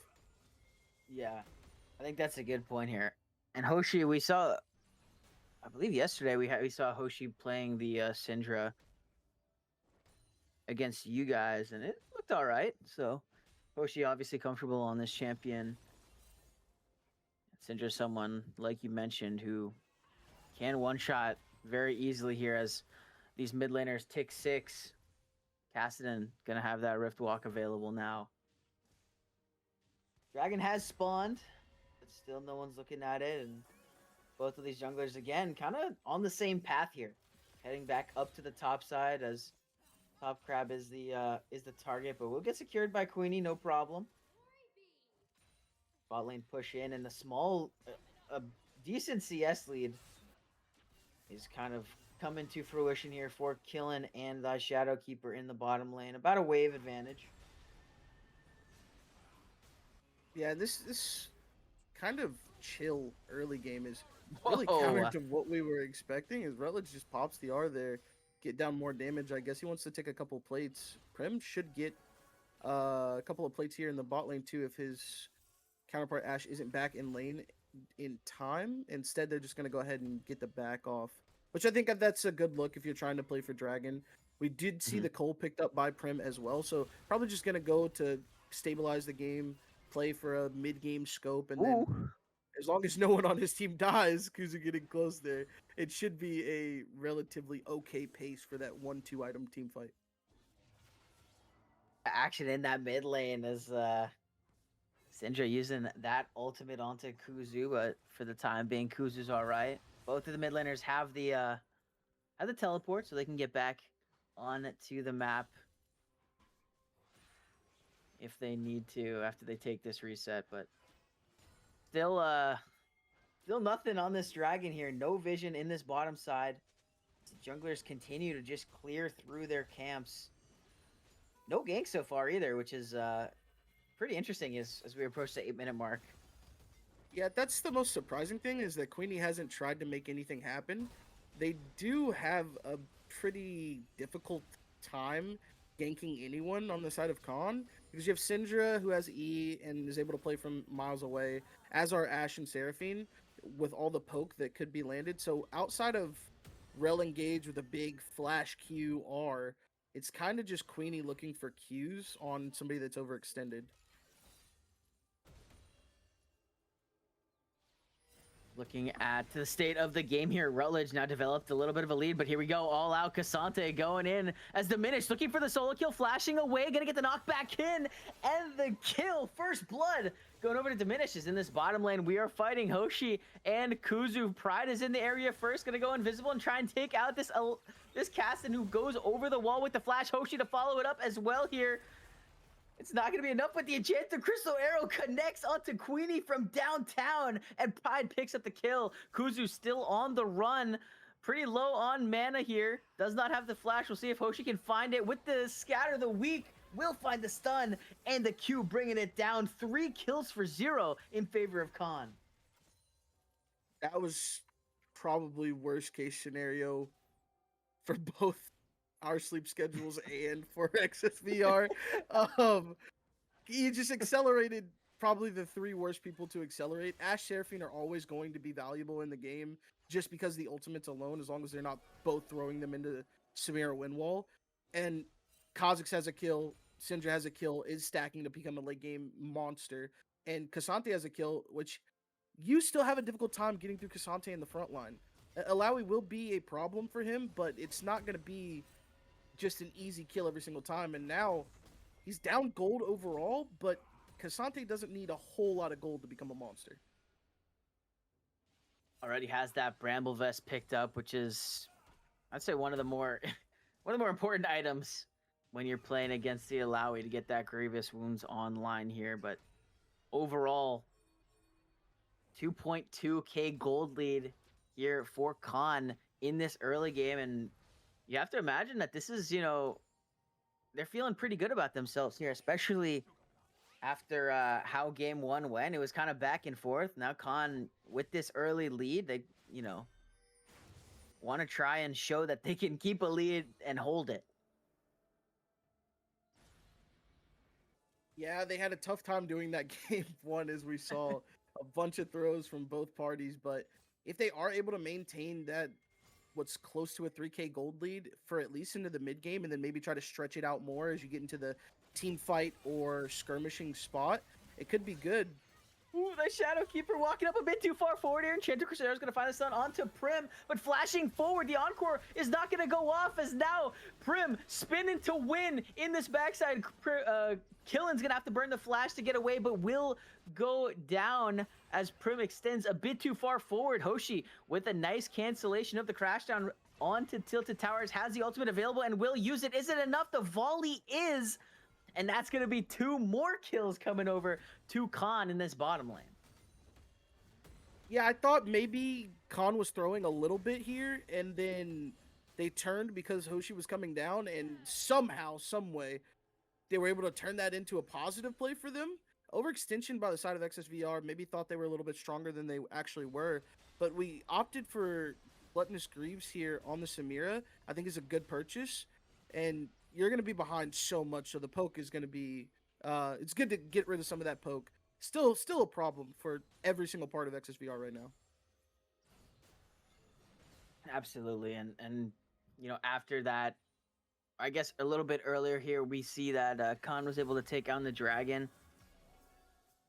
And that, look at that right there, just Tilted Towers not even being able to see the Khan bot lane and just taking a third of his HP and damage, so... That is the power of this bottom lane if, you know, able to play like they want to. I'm kind of surprised that that bot lane play went as bad as it did just because of how good the engage looked from the rel initially. But, whoa. 2 ships passing in the night here. I don't think so. She sees that the blue buff's gone, so this should just be a kill for Pride if he's not able... No flash up for Queenie. Pride looking for a dump and dodges over the Q as Hoshi comes with the Scatter the Weak and picks that up. Man, this is going great for Khan. I want to see if we can get Queenie's vision on that. That's definitely, like, you need to get your eyes checked. Your blue buff just disappeared off the map for a second there after you had just prepped it to be taken. Yeah, that was crazy. I don't know what exactly was the thought process there. Hoshi and Kuzu again battling it out here. Every time they see each other, it's a little bit of a scrap, but 3.5K gold lead now in favor of Khan. They have the first dragon, the next one spawning in 1 minute. It is an Infernal. And right now, you'd have to think they are in the driver's seat to set up around this bottom lane and pick up that objective. Yeah, we did see Diminish burn the TP off of top, though. So Rutledge will have prio if he plans to TP down. But Pride just might look for the insta-kill here. Pride just jumping on, making Queenie's life hard on this Ivern here. And this is the power of the Kazakhs when you get ahead. I mean, just take a look. Up 50 CS in the jungle right now. Yeah, I mean, Diminish's TP is just a good one at this point. You chunked out Queenie. She's basically completely and utterly out of this game, having to... Okay. Damn! Before you can even finish a sentence, the Kuzu's just disappeared off the map. I mean... Another kill. Fnatic pause dictates that you do win the game, and Khan are kind of taking that to heart right now. 1v1 in this top lane here as both ultimates are used here. Whoa! Rutledge taking it back and finding the solo kill. Getting Diminished back for what he did earlier. Yeah, he probably will get this tower or close to it as well, but the dragon stacking for the side of Khan is all the way up right now, and your main 3 people here have not died, have not given over those shutdowns. Unfortunately, Diminished did and will lose tower here, but I don't think that's going to be enough to pull this gold deficit all the way back. Man, that was so scary for Hoshi, but able to dodge out of the Magnet Storm. Certainly, if got hit, would have been a kill here, but the top lane tower goes down here. The gold lead has actually shrunk to 2,000. And, you know, despite all of the plays here with that tower going down in the top lane, third dragon of the game and the soul here is going to be the Cloud. We got the Cloud Winds quickening on the rift. So more of a boring soul, but still one that you'd like to have, especially on the Kassadin and someone who's Ring a lot. It's actually a very, very good soul for both teams. Does work pretty well with the Kassadin and even the Samira when you're talking about creating space or chasing somebody down when they blow flash. You pop the R, you get an additional bit of movement speed. That would be really good if you're in the midst of 4 squishies. But they're not dragon stacking. They're not Khan. Khan loves this soul. You talk about go invisible and get to chase people down as a bug. Kha'Zix wants this soul so bad. Ash Arrow into follow-up chase. Seraphine doesn't really utilize the move speed of it because she stays stagnant whenever she throws R. But the rest of her team will be better off for her actually landing Rs and then being able to move alongside it. Cassante is kind of mid-tier with it as well. Is going to be able to capture a lot of damage if he slams somebody through wall and then maneuver maybe around a skill shot or two. But it does look like Hoshi's going to possibly go down here. Oh, Hoshi's in trouble here as they look for the dive under the tower. The CCs are coming through. Exhaust is going to be used as well here, and Prim is going to pick up the shutdown. But let's go into this top lane here. Rutledge in the 1v2. Seems like Khan does not want to take it. That's a scary Alawi with the Black Cleaver completed. Yeah, and it was a 4-man move down to the bot side, so Connor gonna kind of react in kind. Do manage to take the mid turret and probably will grab Herald here. Could transition this into a topside play, but the resets have come through for XSVR, so I don't think they should. Yeah, just a little bit too late to transition up to the top side, and they don't want to give away the mid lane priority that they just picked up here. They are going to lose that top tower as Prim is able to take that one down, but Rift Herald secured by Pride, and Pride is right on this blue buff timer right here for Queenie's Blue. Yeah, now what I want to see out of this Samira, she already has her 2 core items. I want to see some other survivability item. I don't know if you want to go Jack Show and be a little bit tankier, or if you're just going to go straight damage. But something that can keep you alive whenever they do manage to land CC. And for Rel, I would like to see either Knight's Vow or even the Mikhails to keep your Samira able to fight in the team fights would be great, since she didn't bring the cleanse herself. Yeah, that's a good point here, and yeah, no cleanse on the Samira, and there's so much CC from this Khan team, so very scary. Looks like Pride now just checking in on the evolves here, has the Q evolved and then also the W evolved, so that's what we like to see here. And I think we have a rage bait that just got redeemed, potentially. All right, I got lied to. That's okay. I'll take it on the chin. We'll call it a pause issue. We'll call it a pause issue. And it's the whole machine's down. Like a McDonald's ice cream machine broke, no work. That's all right. We're good here. 2K gold lead just about for Khan in this game. The dragon spawning in 40 seconds here. Like we mentioned earlier, it is the Cloud, and you can see that these teams reacting as such, trying to get vision down into this bottom side here. Right now, Khan is in the driver's seat.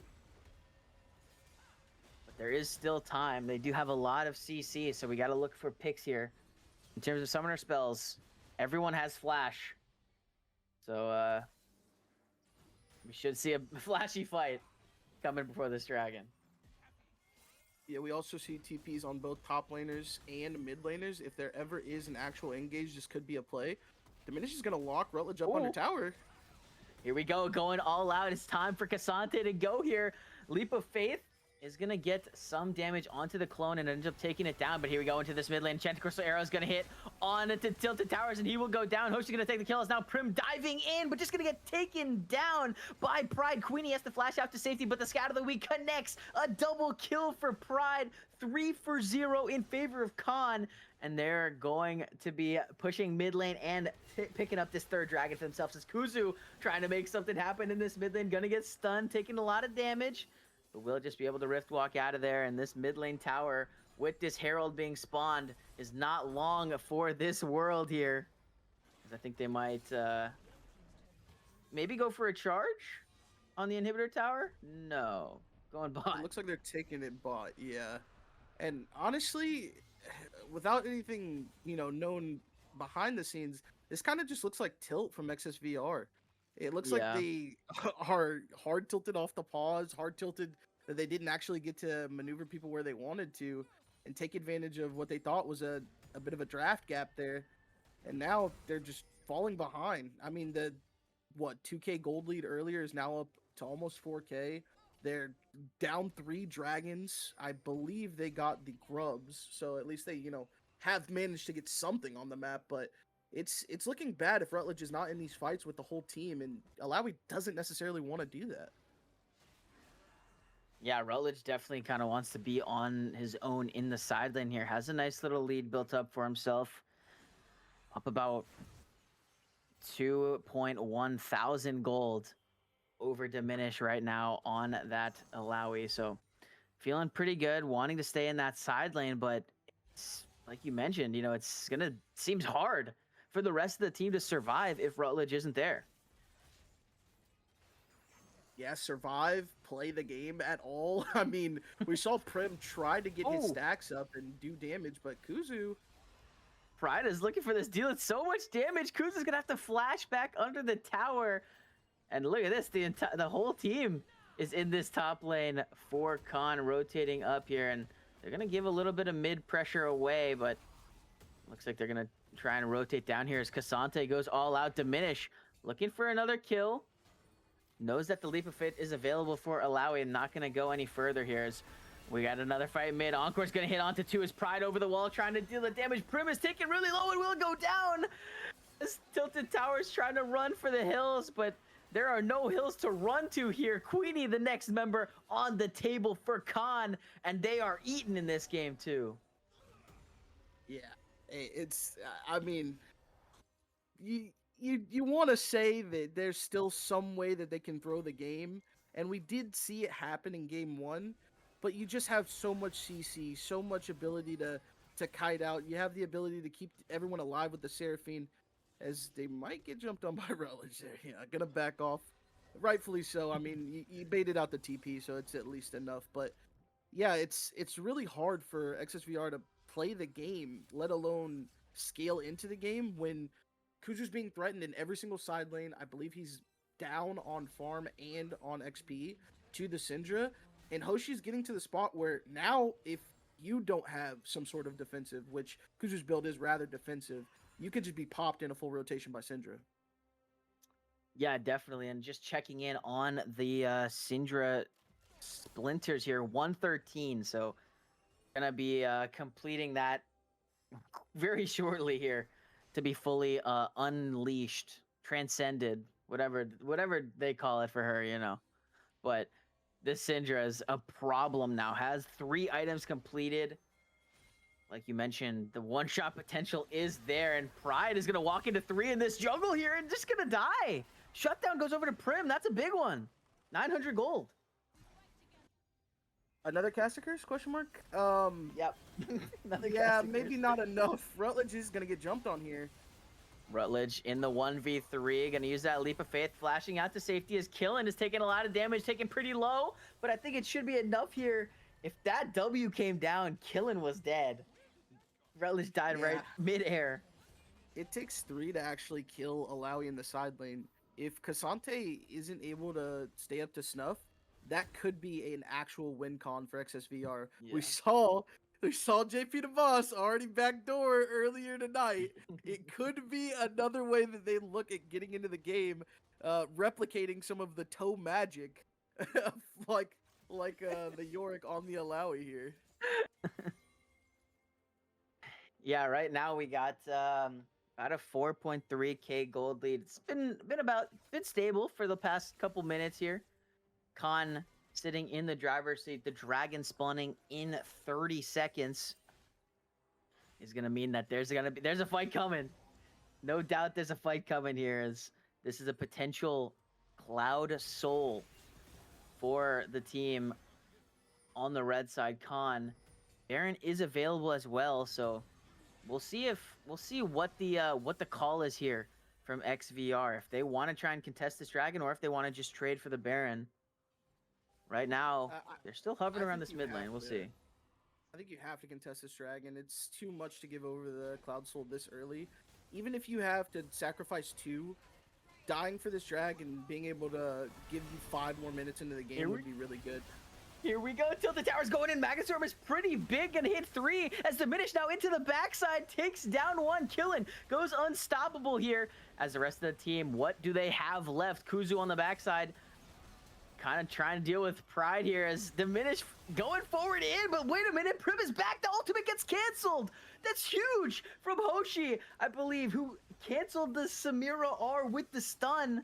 Pride still alive on the backside here. Gonna be trying to work their way back around here, but the bot lane dead for XVR Rush, and the rest of these health bars low on every single member, besides the bottom lane for Khan here. Yeah, they decided that it wasn't worth tossing, which I think that's a good job learning from last game. They will just reset out, get the dragon, claim the soul, and probably just a safe TP to make sure Diminish gets in here so they didn't try any wicked 3-man plays.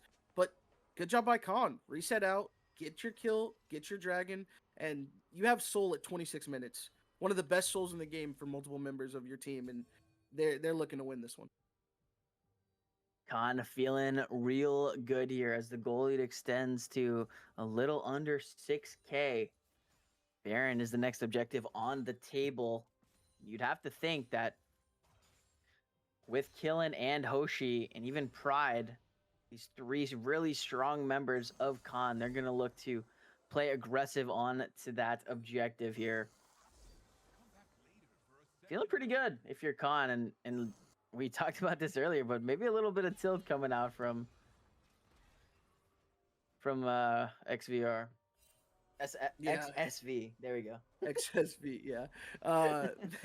They're trying to make plays. They're trying to play around Prim, but I don't think they were ready for having to pick up the first 3 and then not playing out the draft the way they wanted to. It is a pretty big factor as this is game 2. This is much different from what we saw in game 1. This has been pretty much domination outside of a couple of missteps from the side of Khan. And yeah, maybe there's a throw still in there, but it's going to be harder and harder with, Caston hitting 16 to actually get onto the backline and do anything because they're so accelerated on the side of Khan. Khan is super accelerated in this game here, and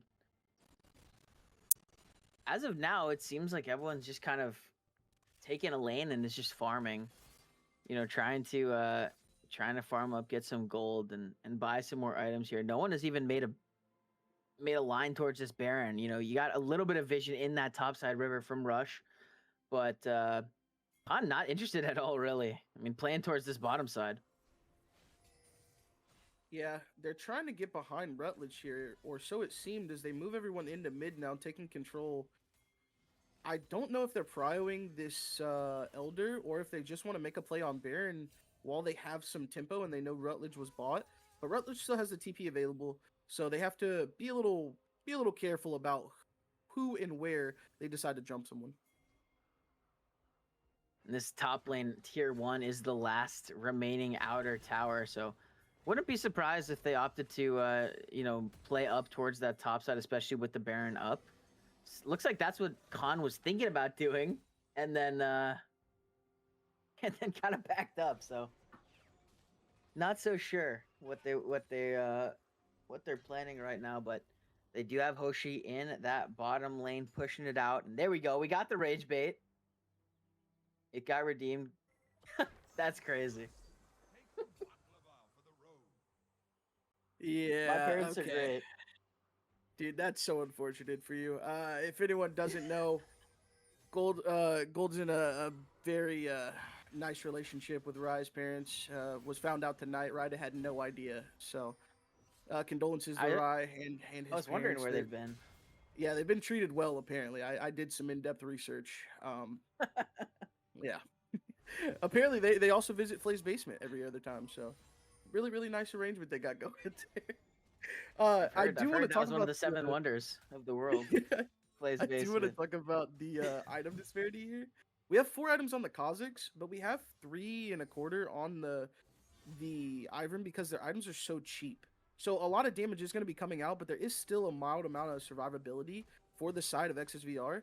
If Rutledge is in a team fight and Queenie is untouched, roughly with Samira being able to play in that mid range, it could actually be a win. They're not down as much as it seems because of the way that Ivern gets to itemize.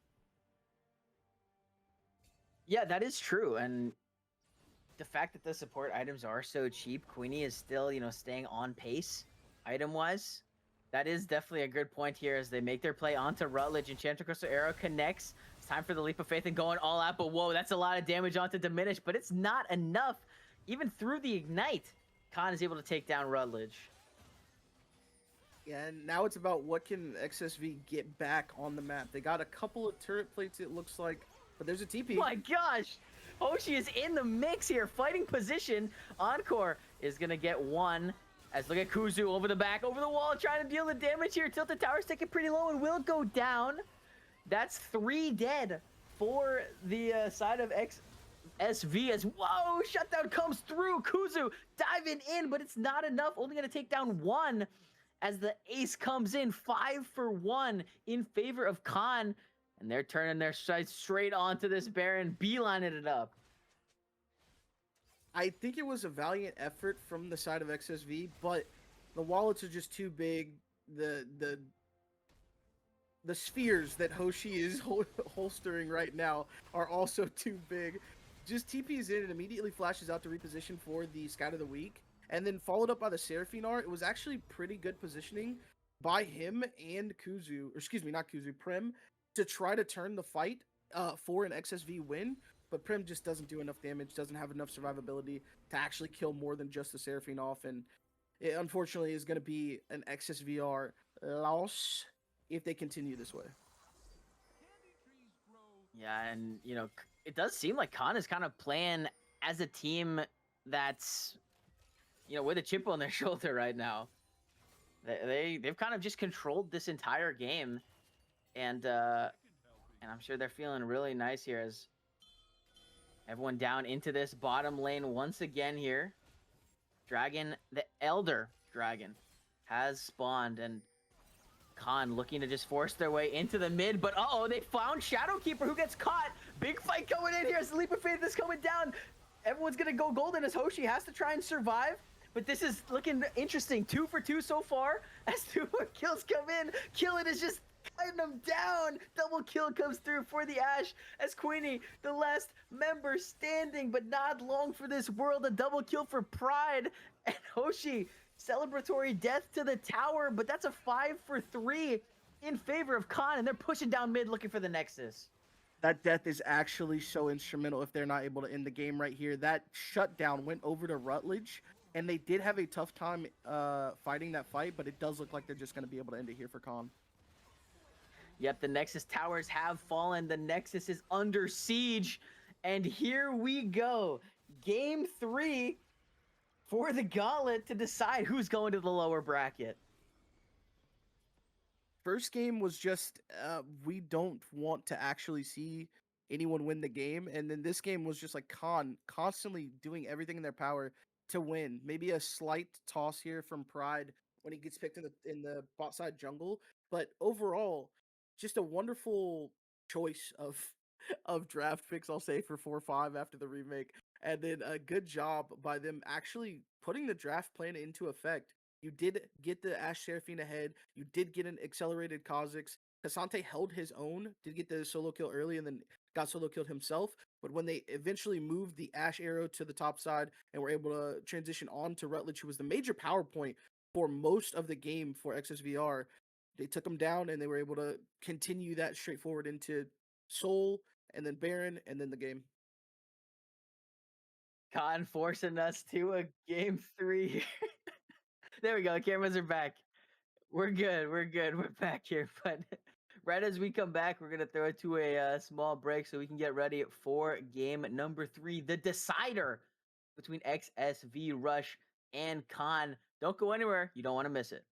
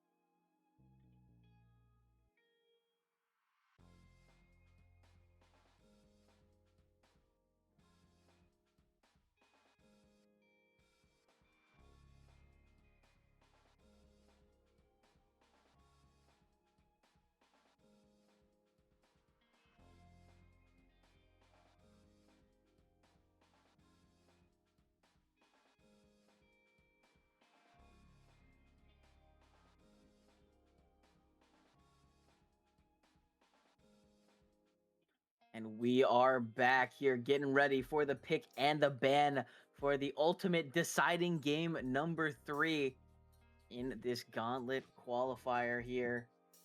On the blue side for this game, and XSV on the red side here. We got a side swap for the first time in the series. We did get word that Kuzu and Rutledge have swapped lanes pre-draft. So that's why you see that Fizz band coming in here for Khan, as well as the lock, which we've seen in the other 2 games as well. And just a reminder for those of you who maybe have not been watching the whole series or just came in off of the raid, XSV has 2 missed bans in the first phase because of their E-sub Prim. Yeah, and we're just getting into game 3, which the timer would suggest a BO5. This is just a BO3, due to a drafting issue discussion that we went over for game 2, which caused another delay, and then we had also a person that wasn't able to connect to the lobby, so that extended it a little bit further. But we will see Jinx picked up here on B1 for Khan. Pretty standard pick here. I would like to pair it with something enchantery if they have that in the wheelhouse. If not, the Brahm's already off the table, the Rel's gone. Maybe something like a Tom Kinch or a Thresh. Yeah, and I think that Shadowkeeper can play the enchanters. Personally, I really like Jinx. It's one of my favorite champions, so happy to see the Jinx get played here. XSV gonna counter it with a Nico first pick. And this is a champion that, if you're proficient on it, can cause a lot of damage in this game. Yeah, with Braum gone, it is a pretty decent pick here. A lot of jump potential on the side of Jinx, Ooh. and when you pair it with something like Caitlyn, can be a very big poke menace in lane.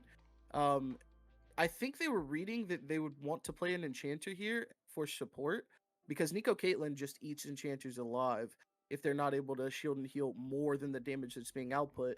And it does look like they are going to side with the Emilio, which suggests to me that they're expecting possibly some sort of CC layering to come through outside of the Nico as well.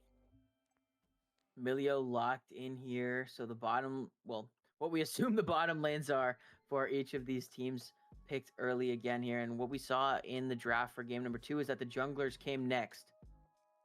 But maybe a little bit of a different story here, as the Hui is the hover. And it has been banned all series long, so yeah, they are gonna go ahead and grab that on B3. So you get whatever counter pick you have in the Hui designed. Not a mid laner, don't exactly know what some of the best ones are right now. I just know that some of the worst can really be a very bad lane if you're not able to play it well. But with Hui, you kind of need some sort of bona fide front line. So for Queenie here, or excuse me, for Pride here, you're probably not looking at those full-on carry junglers anymore. You're looking at something more along the lines of the Skarner that we saw yesterday. well, it looks like Vel'Koz is going to be what Rush takes into the Hui in the mid lane here. We saw a little bit of a Vel'Koz yesterday in your game against Khan. Hopefully for Khan, they're not getting deja vu, but you know, obviously, I believe this is Rutledge now in the mid lane, trying to pull a performance like we saw yesterday from Ohio Drive. Yeah, you know, you watch Dove, you pick up a thing or two. This could ultimately be Vel'Koz support and Nico mid if they really think that that's a good matchup. I doubt it, but the flexibility is there if Rutledge wants to try that. This should just be the Vel'Koz in the mid lane, and that's really good into the Milio because you don't need CC setup for Vel'Koz. You hit 1Q, you hit maybe your E, and that person can be 100 to 0 like we saw yesterday to the Ziggs under tower. It's just a dangerous character when it gets fed. Absolutely. As we get into the second phase of the bans here, the beefy boys are getting taken off the table. Malphite, Mordekaiser, and Dr. Mundo. And Bessa is the final ban coming out from Khan. And there's not much beef on these teams yet, so I do expect some of that to come in here as game 3, or, you know, as the second phase of picks come through. But Still missing a jungler and a top laner for both of these teams, and Sion is one of those champions that does constitute beef. Yeah, gonna be very beefy. They don't exactly have much else to follow him up right now, but if you do combo it right, you could land Scion R into Nico R, and then with Caitlyn and Vel'Koz, you have long range follow up. So could be something that they're looking to wombo combo if they have that in the mid game, and that's something that Milio can't really get you out of, right? If you land the Scion R, you still get knocked up. Then the Q follows, that's another knock up. Nico's ult is a knock up. So while you can cleanse a little bit, get a little bit of movement speed, you can't really do much with it with the Milio ult. But it looks like Maokai's actually going to be the 4th pick here, and we will see what the 5th pick ends up being. I like the Maokai. Not sure how I feel about it specifically in the Rush's comp currently. You don't really have anything to follow up on it. I guess you're just playing range at that point, but maybe the top laner will do something here. Or it's Maokai top and they pick Shyvana. Yeah, potentially a Maokai top angle here, and the Shyvana is going to be locked in. So they're going to show their cards a little bit here. That Maokai likely to go into the top lane. We'll see what Rush wants to do to counter in the jungle here. Queenie had a rough one last game on the Ivern, and gonna be getting this last pick to counter here. So looking for a big pocket pick from Queenie. We'll see what she opts to go for, but any guesses? Ooh, maybe a Xin Zhao. I'm gonna guess Xin Zhao. Good guess. I like that. I really like the Xin Zhao pick here. You have maybe one actual engager for the side of Khan. Yes, the Shyvana is unstoppable, but as soon as she gets on top of you, if she does land the CC chain, you're half health maybe, and then you pop the R, and Shyvana and Maokai can't really approach, and Jinx and Hui aren't really doing any damage to you outside of the field there. So I like it. I think the answer back for Rush was good. I think they have better options here as the forms of engage, and they have a better front line because Sion is just should be an unkillable tank in the mid to late game. And I think it's just that the composition is maybe a little bit easier to play as well, right? You have a lot more range for Rush. When you have Jinx on the other side, it can always get funky. Any team fight is winnable once you get one reset, but I think that the Rush composition is maybe a little bit more easy to execute because they have the long range, because like you mentioned, they have the CCs that can layer up together and the engages that can layer together quite well. And this Xin Zhao could be a problem if Jinx isn't able to hit anything. So interesting comps here. Wow, okay. And I'm just getting word that Flay is now awake. He is I guess awake now. I don't know. Where is Flay? Where is Flay at the moment, location wise? Dox him. Okay, Flay is in Albania, in the motherland. Did not expect for the series to be going on until he woke up, but hey, good morning, CEO. We're still here, and we're clocking in overtime for you, so hope you appreciate that. With that being said, yeah, we're going to take a quick short break to get into this competitive integrity spectator delay, but we will be back in a couple minutes to witness the deciding Game 3. Which of these teams will make it to playoffs? Will it be Khan? Will it be XSV Rush? We'll find out shortly. Don't go anywhere.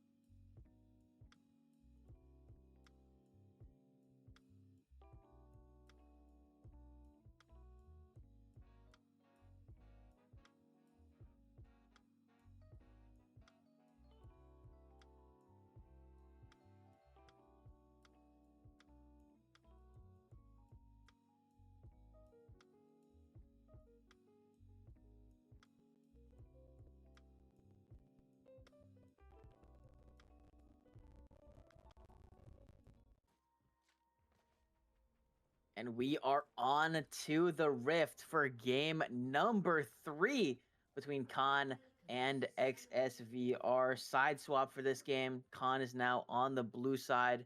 And this game right here is for all the marbles. The winner to make the lower bracket in the playoffs here and to play against final boss Zenith.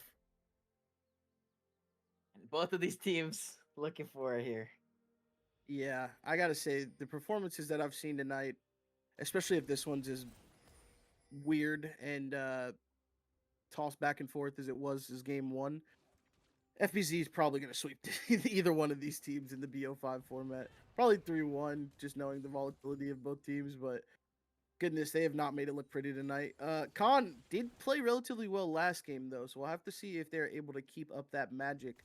But I do see a lot of power here in this rush comp, and like I said before, I don't think they have enough engage to actually do what they want to do in the mid game. Quick check in on summoner spells and runes. It does look pretty standard across the board.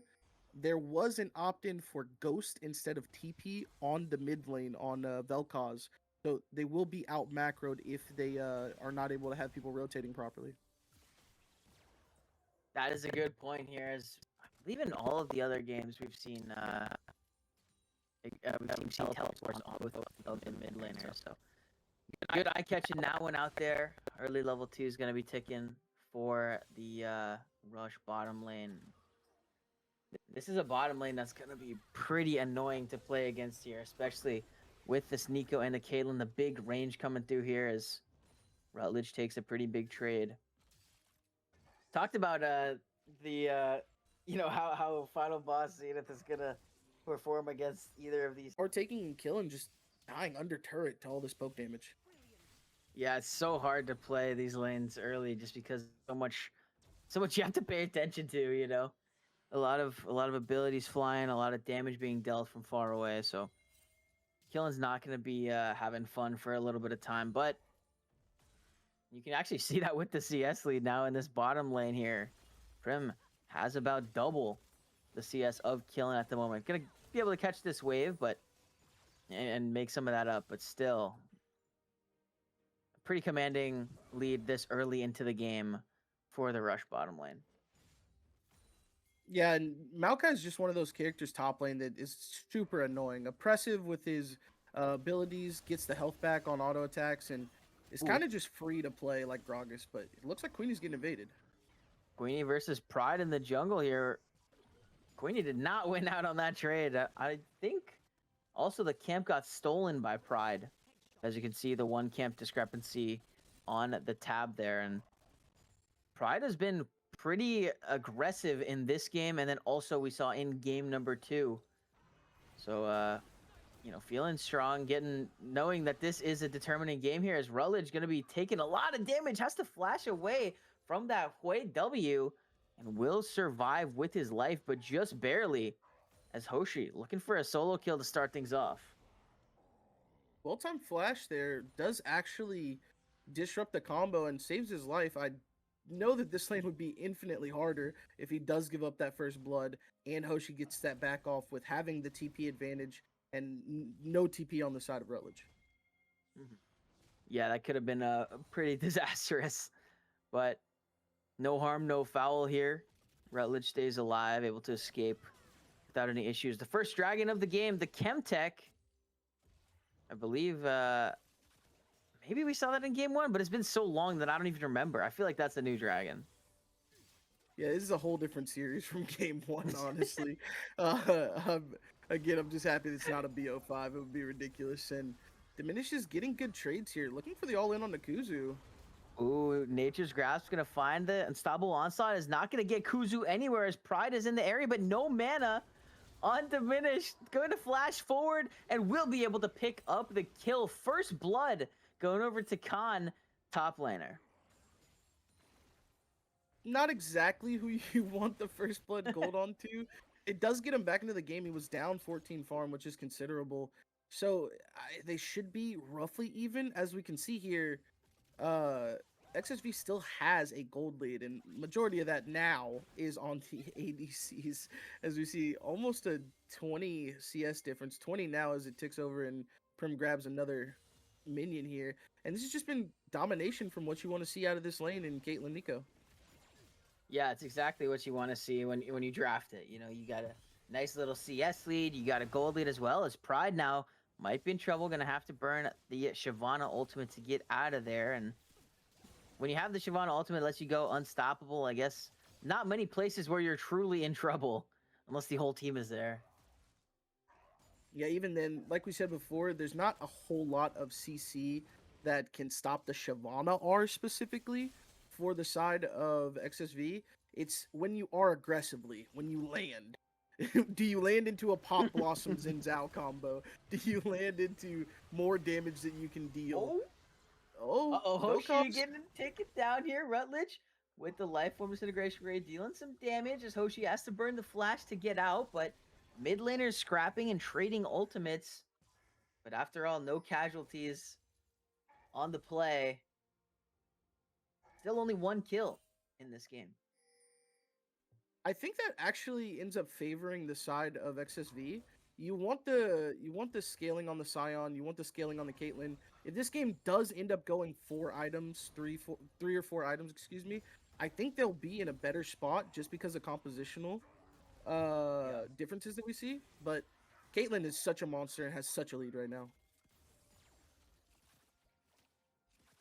To be exact, in 750 gold lead on this Caitlyn. So, Pram feeling strong. And as a reminder, this is an E-sub that XVR had to bring into this game, which is why they lost their 2 bans. But Prim has been a bright spot in this team, especially in this series. So, good job, Prim, so far in this game and in the series. But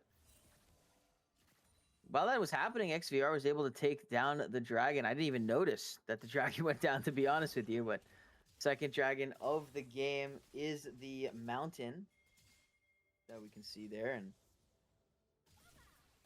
for the time being, And that's a really good still steal 2.5 away minutes. because you don't want Shyvana to have the dragons. Obviously, her passive scales really well.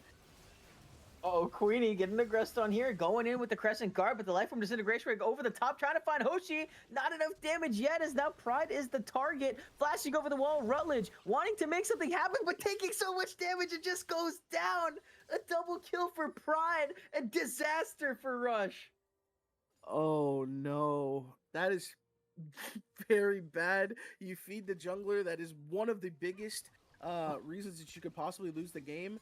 The only way you get this gold back is if Prim's able to possibly get this tower and a kill on the killing. At least for the time being, you're down so much here because the Shyvana is just so accelerated now. Oh, Shyvana sitting at 2-0-1. Working on these grubs in the top lane now and should be able to pick all 3 of them up with no problem. But the gold lead swings back over to Khan now. 500 in their favor. XVR has the I keep saying XVR. XSVR has the first dragon of the game for themselves, and a really strong bot lane. Now Prim has the collector finished on the Caitlyn. So much damage going to be coming from this Caitlyn, but still, Khan right now does have the slight advantage. It looks like it's just going to be a standard hard still build for the Scion. Wondering where he's going to go second here. I think some MR would be beneficial considering you have a magic focused top side with Shyvana having both decent scalings on both AD and AP. But it looks like she's opted into the Triforce, so she is very far ahead of the Xin Zhao at this moment. And back is going to get stopped. Oh, Kuzu, I feel your pain. Stupid Maokai saplings. Yeah, it's so annoying. The Maokai saplings just everywhere, and these top laners are just scrapping. Tank v tank action here, and wet noodle fight, honestly. Just battling it out back and forth here. Winter's Approach finished for Diminish, working on that Fimbulwinter. And as we're looking here, first item breakpoints are coming through. Triforce on a Pride. And I guess that's about it for now. Only three items in this game, as the bottom lane tier 1 will go down Queenie might be in trouble here as Dragon's Descent down. The Hui is here as well. Heal to try and keep her alive, but flashing forward, Pop Blossom is going to find one to trade back. But look at Rutledge on the backside of the play, dealing so much damage. The trap connects, and Prim headshots Hoshi to take the kill. Killen now in trouble, flashing away from the Vel'Koz knockup. And that's a 2-for-1. XSV strikes back. Yeah. I hate this. I hate this. It's totally fun. Rush is able to turn that fight, which is kind of what I was talking about when we talked about draft. If Xin Zhao is the one that gets jumped on, if he pops that R, no one is going to be able to actually do damage outside of the Shyvana who's on top of him. So he immuned a lot of the Hui's original damage coming through. Vel'Koz was able to walk down, and then Nico just counter engages onto both of them. Rutledge was there, got the beam off, got some damage down, and then Prim just picked up the kills. Prim now sitting 2,000 gold over Killen. Oh man, that's a pretty big lead in the bottom lane. Yeah, and when you have a Caitlyn this accelerated, what you can do is just roaming Death Squad with her around the map, take every single tower available. It's like Ziggs in a sense. You don't have the W to insta-kill, but you do have just the outright damage to take towers, especially with the plating. Yeah, damage and range. Just Caitlyn, one of those 80 carries who makes taking towers so easy. Similar to Shyvana. Here we go. Dive under this top lane tower. Nature's Grasp going to find the root as Pride is in the area as well. Dragon's Descent going to be flashed away by Kuzu. And for the time being, no casualties in this top lane play. They're going to get the flash out of the Scion, and I think that's going to be enough for Khan as Rush starts up onto this second dragon of the game. This is massively winning for Rush. A lot of people would call that an outplay flash. I call that Khan outplaying themselves. Pride's angle on the R was terrible, and Diminish W'd onto the Scion and didn't Q him away from tower. So they couldn't actually follow up with both of those misplays, I'll say. And they were not able to actually do anything topside, so Dragon just goes up for free. Worst thing you burned there was Kuzu's flash, but I mean, he's Scion. It doesn't really matter. Yeah, not the biggest win. Even just burning the flash, you would have really liked to get that kill and maybe take a plate or two, but giving that early dragon stacking over to Rush is not ideal if you're Khan here. And here we go, Rutledge on a little bit of an angle here, gonna find that Shadow Keeper, will have to burn the flash to get away as Hoshi gonna try and deal some damage back. Look at two tilted towers on the flank. Pop Blossom onto two is huge, and both Hoshi and the Shadow Keeper go down in the mid lane. Rush evens up the kills and takes a 2.5K gold lead. Amazing plays. I mean, Coda's coming in here, ult account, different day, deals with draft, deals with all the shenaniganery that he has to, and still is able to make plays on the Nico here. Great play under tower, and good job by Rutledge for actually picking off the Milio, getting him to burn some of the key summoners off rip, as Kuzu's about to get ganked again. I mean, I just don't like yanking the Scion over and over again, but that's just me, as the ultimates are flying here. Pride is in dragon form. Kuzu is just going to look for this wave here. Knows that he is not long for this world. The kill will go over to Pride, but I feel like maybe this repeated jungle help is not ideal for the top lane. Yeah, you sacrificed your Jinx Milio bot lane, who you knew were going to be in a bad matchup, for the topside Maokai. Oh, man. Killen is looking for Tilted Towers here. Tilted Tower just walked right in melee range. I was expecting a Pop Blossom, but it wasn't up. The Herald goes down to Pride, and yeah, you know, when you sacrifice the Jinx, not ideal, because this is a champion that can take over the game if given the opportunity and the resources. So yeah, sorry, I just had a momentary paralyzation. I watched a Nico walk back into everyone with nothing available. Sorry. But yeah, so good job getting out, I guess. I don't know. Like I said, if this looks like some more game one shenaniganery where we have both teams trying to lose, then FBZ's got a free game next week, I guess. But Prim is doing his darndest to try to get this game back in. Well, it's still in Rush's favor, but maintain it in Rush's favor. Kuzu's trying to live in the top lane. He needs some heal cut, especially because Maokai just continues to heal off of him with these enhanced autos. Taking a look at the individual gold leads here, about a 1.2k gold lead for Pride in the jungle, and then obviously the big one in this bottom lane, 2.4k, almost 2.5k in favor of Prim here. So the gold is distributed. Each of these teams have their, main focus that they want to look for here.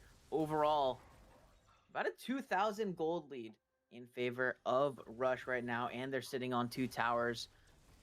Pride able to pick up both of those top lane neutral objectives, so the Rift Herald and the Grubs. So there is a little bit of gold that they can take around the map here with these plates and extra towers up, but this Caitlyn has been a problem and will continue to be a problem as we come forward in this game. As now, here we go, Pride looking for the Caitlyn. Do they have her? Gonna get the flash out. Pride will flash to follow up. Is it enough? Super Mega Death Rocket leaves Prim at 1 HP. Flashing forward, the shutdown goes over to Pride. Would have been nice to get that one onto Killen, but nonetheless, shutdown going over to anyone on Con is nice. Not worst case scenario for the side of XSV, but it is pretty bad. You lost Prim, you lost his flash, you lost his barrier. He's going to be very, very vulnerable in these next couple of fights. You do have Dragon coming up in 30 seconds, and now they're crashing Herald into mid as well. They should open up this whole tower here if they are able to stick around, but it looks like they're not going to. And their pathing suggests they might not fight this Dragon either. That's coming up in just over 20 seconds. It's a little bit questionable to me. But I do want to point back to the top lane real quick. Kuzu is actually stacking this Heartsteel so monumentally because Diminish just keeps fighting him. Yes, he's not getting any kills, but he has 250 or so stacks on the Heartsteel already. Yeah, 256 on the Heartsteel just at about 19 minutes in. I mean, this Scion is going to be a problem. Already at almost 5,000 health. Dragon started up here. Prim gets a lot more safe whenever you have a 6,000 HP Giga Tank in front of you, and that's just third Drake going over to XSV for free. XSV picking up that Dragon here, sitting on the Hextech Soul Point. Just like in Game 2, we got the maybe Game 1. Hex Gates activating onto the Rift here as, Prim. No, that's actually Tilted Towers who gets aggressed on by Pride here. Gonna use the heal. We'll be able to get out as Killen. Whoa! Look at the damage from Prim. Headshot to the dome. And Killen died from half HP from that headshot. Yeah, and shout out Codus on that one. That one was actually a bait. That was an outplay. Yeah, that was crazy. He knew that they were lurking around mid, or I assume he knew, and then he decided to play as Prim walking too far forward. They had just burned his flash and barrier, so they were like, maybe this is easy pickings, and unfortunately for them, it was a dead Killen. Yeah, that was a really nice play. Even confused me, and I have got the God vision here. I can see everything. And I thought it was Prim, but yeah, nice bait there, and unfortunately, Killen pays the price for Pride's aggression. About a 2,000 gold lead still here as XSV wants to stay in control of this game here. The Baron has spawned in. No one has batted an eye at it yet. It's still pretty early on in this game, but nonetheless, Kuzu continues to stack this Heartsteel in the top lane. Over 300 stacks nowadays. The rest of the team working their way up here, but I don't know if there's much. It's Pride. Might look for some damage onto Kuzu once again, but I don't think they can kill her right now. No, you've given this guy too much infinite health stacking on top of his infinite health stacking, and I have to say I'm disappointed and diminished for playing this way. Yes, you're winning in, I guess, the pushes, but Sion's still out CSing you. He's out health stacking you now, and on top of that, he's doing a better job at playing to his win con.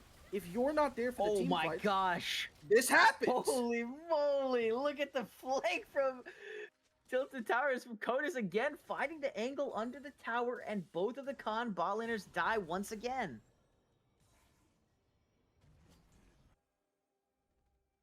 I'm bamboozled. I'm absolutely bamboozled, as are the members of Khan's bot lane. This feels like just getting outplayed in the macro. Your jungler didn't play towards you in a lane that's very, very bad for you. Your top laner is feeding their infinite stacking health tank top laner, and his itemization is very poor. Pride's not going to be able to carry this game at the rate that they're playing, and Prim is just reaping the benefits. He's 2.5 items, 4-1-1 Caitlyn with almost 50 CS up, more than 50 CS up on his counterpart now, and they're constantly moving him around the map to take these towers. It wouldn't surprise me if after this next Drake here in about a minute 30, they're able to just take him around Baron, and just play for the top tower as well to get more gold onto this accelerated Caitlyn. I don't know what Khan's game plan is moving forward from this point in the game, but if it's not, hey, kill Caitlyn on repeat, they're probably going to lose.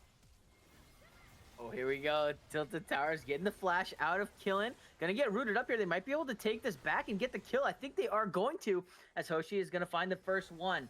Nature's Grasp. They found Prim. Prim could go down here. Have to burn the flash in. As Pride diving under the tower, flashing in. Will secure that when the shutdown goes over to Killen. That's big. As now they turn their sights onto Rutledge. But look at Kuzu is in the building. Rutledge taken pretty low. Will go down eventually to Diminish. As Killen running for the hills. Killen and a Shadow Reaper seeing a gigantic Scion in front of them.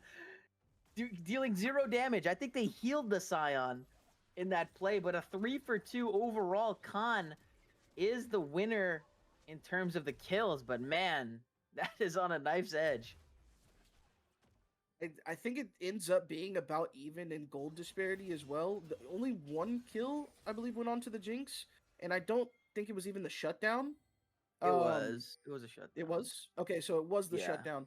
But I don't think that's even remotely close to getting her back to parity with the Caitlyn. And you do finish your IE, so you're at a strong point. Caitlyn finishes her 3rd item, so she is indeed a full item ahead of the Jinx. And you're still in danger in the next team fight. You burned Flash. Milio burned ulti. He still has the heal available. But now you have a Drake up in literally 1 second. It is up now. And you're not able to play the fights.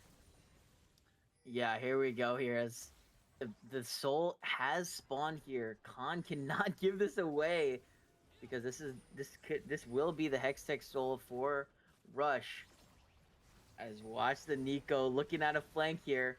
This could be really scary as Kuzu is getting chunked a little bit. Nico's on the flank. Look at the pop blast with the backline onto 3. Plus the life from disintegration ray. It's huge. As it's the team for Khan just explodes. Diminish and Pride, the last 2 members in as they try and get onto Rutledge. But I don't think they have the damage here.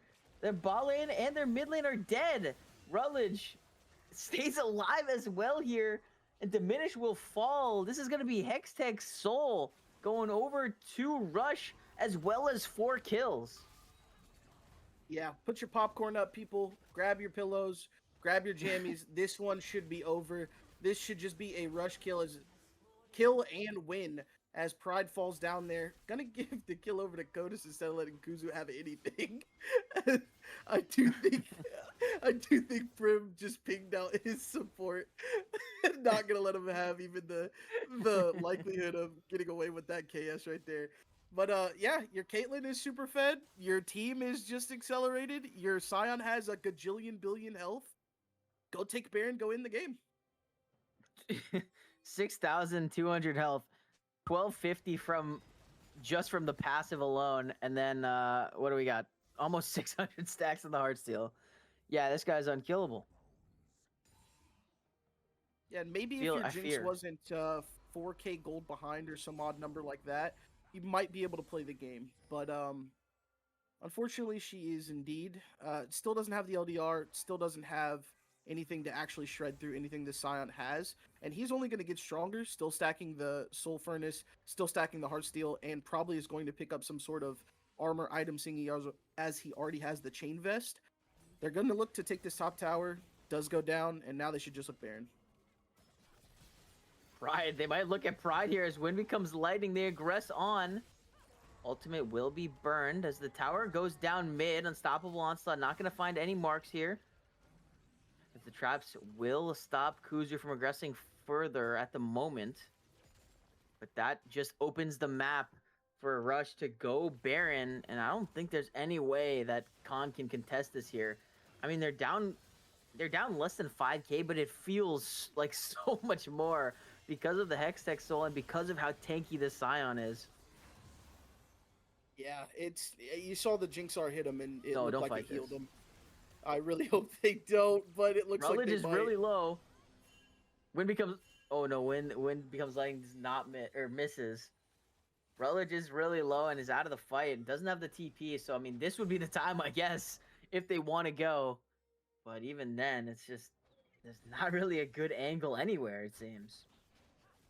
Yeah, they are pretty much out of this game. The one caveat I would say to that is if they do manage to find Rutledge in a very good CC chain with way damage over the top and possibly a Jinx ult to finish it, they need that shutdown gold on the Jinx. Not from Rutledge rather, but from Queenie. And any kills onto Rutledge and or Prim are just great for their team comp in general. Yeah, absolutely. And I mean, just Killen is playing Jinx, so one kill can definitely make a difference in these team fights. Getting excited, you do so much for this Jinx. Almost a little more than halfway to the LDR, and that's going to be crucial, but still going to take some time. I mean, oof. That Q from Rutledge, almost half health Toshi. I mean, this is so much damage here. As here we go. Nature's Grasp. They're looking for the play. Tilted Towers on the backside is Pride looking for it, trying to get the engage in. Does not find Prim. As oh man, that's so much damage. Pride goes down, and so does Queenie. But here we go, Kuzu on the backside. Tilted Towers flashing in with the Pop Blossom onto 3. A shutdown goes over to Killen, but Killen will die as well. A triple kill for Prim. Double kill for Kuzu, and that's 5-4-1 ace. XSV Rush are pushing down, and they're going to end this game. Easy peasy. That's what they should change their acronym to, because when Prim is on the roster and playing a viable character, I'm not going to count the Samir. It's not really that viable. He looks unstoppable. I am so excited for this XSV roster moving forward if they are able to keep Prim, if they can keep this same fluidity going. I think game 2, it was a lot about the pause. It was a lot about the issues that happened pre-game and then the additional issues that happened with hardware. So I'm not going to knock them as much because that one just seemed like they rolled over and died, especially what we saw from mid to top. So I will give them this. I think they played a decent enough series to make that FBZ series palatable next week when they get to BO5s, and hopefully they don't have any draft issues again moving into the FBZ lower bracket. Yeah, I mean, XSV Rush wins a date with final boss Zenith next week in the lower bracket here. You know, like I mentioned earlier, I am a little bit biased, but I'm still looking for a good series there. We are not going to do an interview because it is almost 1 a.m. Eastern time, but we are going to close it out here. XSV Rush taking it 2-1. Yeah, Panda, did you do you have anything you wanted to say? I mean, this is the most fraudulent thing I'm about to say, but Group B Uh-oh. prevails, I guess. Rush actually beats Group A. Con? I don't know. It didn't make me feel confident about the way that Group B was being perceived. Or, excuse me, about the way I perceived Group B. Everyone else says that we're shit, so I guess they're not unfounded in those beliefs. I did see TMG win a game versus us today, so that probably just all the way to the bottom. You know, TMG able to double their win count on the season. Big shout outs to them for picking that up. All right. That's going to do it for us today here as XSV takes a series 2-1 over Khan. I've been Rod Chains, joined by Panda. Big shout out to Redacted for doing the production, making everything happen on your screen. Hope you guys have a good rest of your week, and we will see you next week for the official playoffs and round 1. Have a good week.